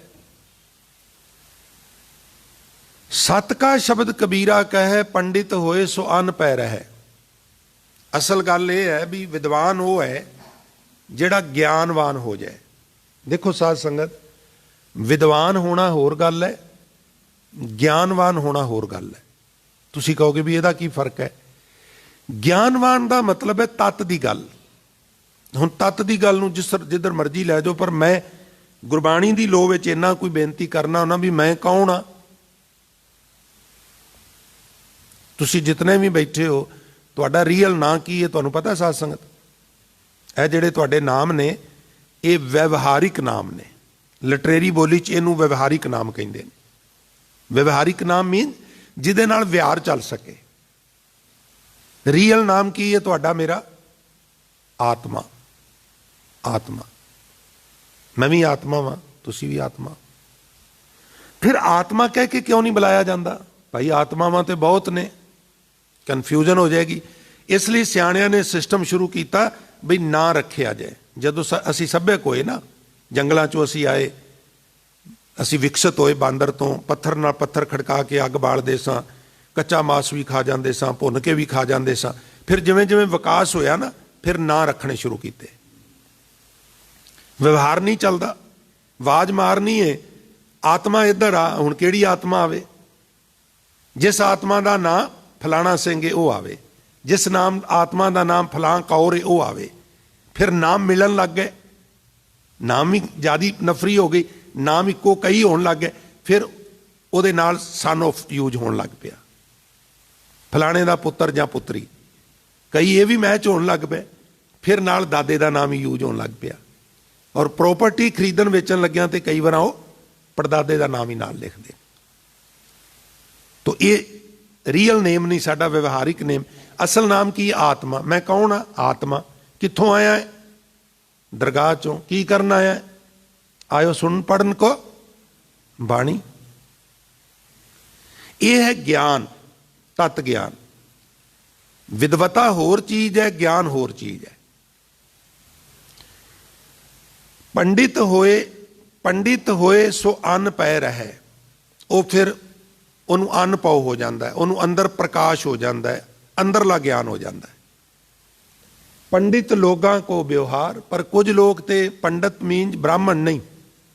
ਮੈਂ ਬੇਨਤੀ ਕਰਾਂ, ਪੰਡਤ ਮੀਨਸ ਵਿਦਵਾਨ। ਬਹੁਤ ਸਾਰੇ ਵਿਦਵਾਨਾਂ ਨੇ ਤੇ ਵਿਦਿਆ ਨੂੰ ਆਪਣਾ ਮਹਿਜ਼ ਵਿਹਾਰ ਹੀ ਬਣਾਇਆ ਹੋਇਆ ਹੈ, ਕਾਰੋਬਾਰ ਹੈ। ਗਿਆਨਵੰਤ ਕੋ ਤਤ ਵਿਚਾਰ, ਔਰ ਤਤ ਦੀ ਵਿਚਾਰ ਜਿਹੜੀ ਉਹ ਗਿਆਨਵੰਤ ਬੰਦੇ ਕੋਲ ਹੁੰਦੀ ਹੈ। ਅਖੀਰ ਵਿੱਚ ਜਾ ਕੇ ਕਬੀਰ ਸਾਹਿਬ ਨੇ 52 ਅੱਖਰੀ ਦਾ ਜਿਹੜਾ ਨਿਚੋੜ ਦੱਸਿਆ ਨਾ, ਇਹਨੂੰ ਕੰਨ ਤੇ ਮਨ ਦੋਵੇਂ ਦੇ ਕੇ ਸੁਣਿਓ। ਜਾਂ ਕਹਿ ਜੀ ਜੈਸੀ ਬੁੱਧ ਹੋਈ, ਕਹਿ ਕਬੀਰ ਜਾਣੇਗਾ ਸੋਈ। ਵੇਖੋ ਅੱਖਰ ਉਹ ਹੀ ਨੇ, ਉਹਨਾਂ ਅੱਖਰਾਂ ਨੂੰ ਵੇਖਣ ਦਾ ਨਜ਼ਰੀਆ ਹੈ। ਜਿਹਦੀ ਜਿਵੇਂ ਦੀ ਬੁੱਧੀ ਹੈ ਉਹਨਾਂ ਅੱਖਰਾਂ ਨੂੰ ਵੀ ਉਵੇਂ ਵੇਖੇਗਾ। ਇਹਨੂੰ ਕਲਗੀਆਂ ਵਾਲੇ ਕਹਿੰਦੇ ਨੇ, ਆਪ ਆਪਣੀ ਬੁੱਧ ਹੈ ਜੇਤੀ, ਵਰਣਤ ਭਿੰਨ ਭਿੰਨ ਤੋਹੇ ਤੇਤੀ। ਤੁਸੀਂ ਦੂਰ ਨਾ ਜਾਓ, ਗੁਰਬਾਣੀ ਚੋਂ ਇੱਕ ਸ਼ਬਦ ਲੈ ਲਓ, ਇੱਕ ਸ਼ਬਦ ਲੈ ਲਓ, ਕੋਈ ਹੁਕਮ ਨਾ ਲੈ ਲਓ। ਹਮਰੀ ਗਣਤ ਨਾ ਗਣੀਆਂ ਕਾਈ, ਆਪਣਾ ਬਿਰਦ ਪਛਾਣ। ਸ਼ਹਿਰ ਦੇ 10 ਕਥਾਵਾਚਕਾਂ ਨੂੰ ਉਹ ਸ਼ਬਦ ਦੇ ਦਿਓ। 1 ਤਰੀਕ ਨੂੰ ਤੂੰ ਕਥਾ ਕਰਨੀ ਹੈ, ਉਸੇ ਸ਼ਬਦ ਦੀ ਤੂੰ ਦੂਜਿਆ ਕਰਨੀ ਹੈ, ਤੀਜਿਆ ਤੂੰ ਕਰਨੀ ਹੈ। ਸਾਰਿਆਂ ਦੀ ਰਿਕਾਰਡਿੰਗ ਕਰ ਲਓ ਔਰ ਬਾਅਦ ਚ ਬਹਿ ਕੇ ਸੁਣ ਲਓ, ਉਹਨਾਂ ਦੀ ਵਿਚਾਰ ਮੈਚ ਨਹੀਂ ਕਰੇਗੀ। ਸ਼ਬਦ ਤੇ ਇੱਕ ਹੈ, ਪਰ ਨਿਕਲਣਾ ਤੇ ਅੰਦਰੋਂ ਉਹ ਹੈ ਨਾ, ਜੋ ਅੰਦਰ ਪਾਇਆ ਹੈ, ਜੋ ਅੱਖਾਂ ਨਾਲ ਪੜ੍ਹਿਆ ਹੈ, ਕੰਨਾਂ ਨਾਲ ਸੁਣਿਆ ਹੈ, ਅੰਦਰ ਇਕੱਠਾ ਕੀਤਾ, ਨਿਕਲਣਾ ਤੇ ਉਹੀ ਹੈ, ਹੋਰ ਤੇ ਕੁਛ ਨਿਕਲਣਾ ਨਹੀਂ। ਜੋ ਜੀ ਹੋਏ ਸੋ ਉਗਵੈ, ਔਰ ਮੂੰਹ ਕਾ ਕਹਿਆ ਵਾਓ। ਇਹਨਾਂ ਅੱਖਰਾਂ ਨੂੰ ਵੀ ਵੇਖਣ ਦਾ ਆਪਣਾ ਆਪਣਾ ਨਜ਼ਰੀਆ। ਅੱਖਰ ਉਹੀ ਨੇ, ਨਜ਼ਰੀਆ ਬਦਲ ਜਾਂਦਾ। 5 ਨੇਤਰਹੀਣ ਹਾਥੀ ਨੂੰ ਵੇਖਣ ਲੱਗ ਪਏ, ਇੱਕ ਦੇ ਹੱਥ ਵਿੱਚ ਪੂਛ ਆ ਗਈ, ਉਹਨੂੰ ਪੁੱਛਿਆ ਵੀ ਕਿਵੇਂ ਦਾ ਹੁੰਦਾ ਹਾਥੀ, ਉਹ ਕਹਿਣ ਲੱਗਾ ਲੋਹੇ ਦੀਆਂ ਤਾਰਾਂ ਵਰਗਾ ਹੁੰਦਾ। ਇੱਕ ਦੀ ਹੱਥ ਵਿੱਚ ਉਹਦੀ ਸੁੰਨ ਆ ਗਈ, ਉਹਨੇ ਉਸ ਤਰ੍ਹਾਂ ਐਕਸਪਲੇਨ। ਇੱਕ ਦੀ ਹੱਥ 'ਚ ਉਹਦੀ ਲੱਤ ਆ ਗਈ ਪਿਛਲੀ, ਬੜੀ ਵੱਡੀ ਹੁੰਦੀ ਹੈ, ਉਹ ਕਹਿਣ ਲੱਗਾ ਇਹ ਤੇ ਪਿੱਲਰ ਵਰਗਾ ਹੁੰਦਾ। ਇੱਕ ਨੇ ਪੇਟ ਨੂੰ ਹੱਥ ਮਾਰਿਆ, ਜਿੱਥੋਂ ਕੁ ਤੱਕ ਗਿਆ, ਉਹ ਕਹਿਣ ਲੱਗਾ ਵੀ ਪਤਾ ਹੀ ਨਹੀਂ ਲੱਗਾ ਕੀ ਹੈ, ਪਰ ਹੁੰਦਾ ਬਹੁਤ ਵੱਡਾ। ਹੁਣ ਝੂਠ ਕੋਈ ਵੀ ਨਹੀਂ ਬੋਲ ਰਿਹਾ, ਔਰ ਮੁਕੰਮਲ ਸੱਚ ਵੀ ਕਿਸੇ ਨੂੰ ਨਹੀਂ ਦਿਸਿਆ, ਕਿਉਂਕਿ ਨੇਤਰਹੀਨ ਨੇ। ਝੂਠ ਨਹੀਂ ਬੋਲ ਰਹੇ ਪਰ ਸੱਚ ਵੀ ਨਹੀਂ ਬੋਲ ਰਹੇ। ਅੱਖਰਾਂ ਨੂੰ ਵੇਖਣ ਵਾਲੇ ਦਾ ਵੀ ਨਜ਼ਰੀਆ ਹੈ, ਜਿਵੇਂ ਜਿਵੇਂ ਦੀ ਉਹਦੀ ਦ੍ਰਿਸ਼ਟੀ ਹੈ ਉਵੇਂ ਦੇ ਅੱਖਰ ਹੋ ਜਾਣਗੇ। ਜਾਂ ਕਹਿ ਜੀ ਜੈਸੀ ਬੁੱਧ ਹੋਈ, ਜਿਹਦੇ ਕੋਲ ਜਿਵੇਂ ਦੀ ਬੁੱਧੀ ਹੈ, ਜਿਵੇਂ ਦੀ ਅਕਲ ਹੈ, ਕਹੇ ਕਬੀਰ ਜਾਣੇਗਾ ਸੋਈ। ਭਾਈ ਅੱਖਰਾਂ ਦੇ ਮਾਧਿਅਮ ਨਾਲ ਵੀ ਪਰਮਾਤਮਾ ਨੂੰ ਅਗਲਾ ਉਹ ਹੀ ਸਮਝੇਗਾ, ਹੋਰ ਕੀ ਸਮਝ ਲਏਗਾ। ਤੋ ਇਹ 52 ਅੱਖਰੀ ਦੀ ਜੋ ਕਥਾ ਹੈ ਤੁੱਛ ਬੁੱਧੀ ਅਨੁਸਾਰ ਜਿਸ ਤਰ੍ਹਾਂ ਵੀ ਗੁਰੂ ਸਾਹਿਬ ਨੇ ਕਰਵਾਈ ਹੈ, ਉਹ ਅੱਜ ਸਮਾਪਤ ਹੈ। ਹੁਣ ਇਹ ਰਾਗ ਗੌੜੀ ਥਿੱਤੀ ਕਬੀਰ ਜੀ ਸ਼ੁਰੂ ਹੋਣੀ ਹੈ, ਫਿਰ 7 ਵਾਰ ਸ਼ੁਰੂ ਹੋਣੇ ਨੇ। ਇਹਦੇ ਦਰਮਿਆਨ ਹੀ ਇੱਥੇ ਭਗਤ ਰਵਿਦਾਸ ਮਹਾਰਾਜ ਜੀ ਦੇ ਜਨਮ ਦਿਨ ਤੋਂ 40 ਦਿਨ ਪਹਿਲਾਂ ਉਹਨਾਂ ਦੀ ਬਾਣੀ ਦੀ ਵਿਚਾਰ ਸ਼ੁਰੂ ਕਰਨੀ। ਉਹ ਫਿਰ ਉਹਦਾ ਐਨਾਲਿਸਿਸ ਕਰਕੇ ਫਿਰ ਇਹ ਵੇਖਿਆ ਜਾਏਗਾ ਵੀ ਇਹ ਵਿਚਾਰ ਕਿੱਥੇ ਸੰਪੰਨ ਕਰਕੇ ਵਿੱਚ ਕਿੱਥੇ ਉਹਨੂੰ ਸ਼ੁਰੂ ਕਰਨਾ ਹੈ, ਔਰ ਫਿਰ ਉਹਨਾਂ 40 ਸ਼ਬਦਾਂ ਦੀ ਵਿਆਖਿਆ ਕਰਕੇ ਪਰਤ ਕੇ ਫਿਰ ਇੱਥੋਂ ਹੀ ਜਿੱਥੋਂ ਤੱਕ ਪਹੁੰਚੇਗੀ ਉੱਥੋਂ ਹੀ ਸ਼ੁਰੂ ਕਰ ਲਈ ਜਾਵੇਗੀ। ਤੋ ਸਾਧ ਸੰਗਤ ਸਮਾਂ ਸਮਾਪਤ ਹੈ, ਲਿਹਾਜ਼ਾ ਮੈਂ ਵਿਚਾਰਾਂ ਨੂੰ ਇੱਥੇ ਸੰਕੋਚਨ ਦੀ ਆਪ ਜੀ ਤੋਂ ਆਗਿਆ ਚਾਹੁੰਦਾ ਹਾਂ। ਹੋਈਆਂ ਬੇਅੰਤ ਭੁੱਲਾਂ ਗਲਤੀਆਂ ਵਾਸਤੇ ਖਿਮਾ ਦਾ ਜਾਚਕ ਹਾਂ। ਸੋ ਆਓ ਅੰਤ ਗੁਰੂ ਫਤਿਹ ਦੀ ਸਾਂਝ ਕਰਦੇ ਹੋਏ ਆਗਿਆ ਬਖਸ਼ਿਸ਼ ਕਰੋ ਜੀ। ਗੁਰਦੁਆਰਾ ਸਾਹਿਬ ਦਾ ਹਜ਼ੂਰੀ ਰਾਗੀ ਜਥਾ ਭਾਈ ਸਾਹਿਬ ਦੇ ਜਥੇ ਪਾਸੋਂ ਗੁਰਬਾਣੀ ਦੇ ਮਨੋਰ ਕੀਰਤਨ ਸਰਵਣ ਕਰਕੇ ਲਾਹੇ ਪ੍ਰਾਪਤ ਕਰੀਏ ਜੀ। ਵਾਹਿਗੁਰੂ ਜੀ ਕਾ ਖਾਲਸਾ, ਵਾਹਿਗੁਰੂ ਜੀ ਕੀ ਫਤਿਹ।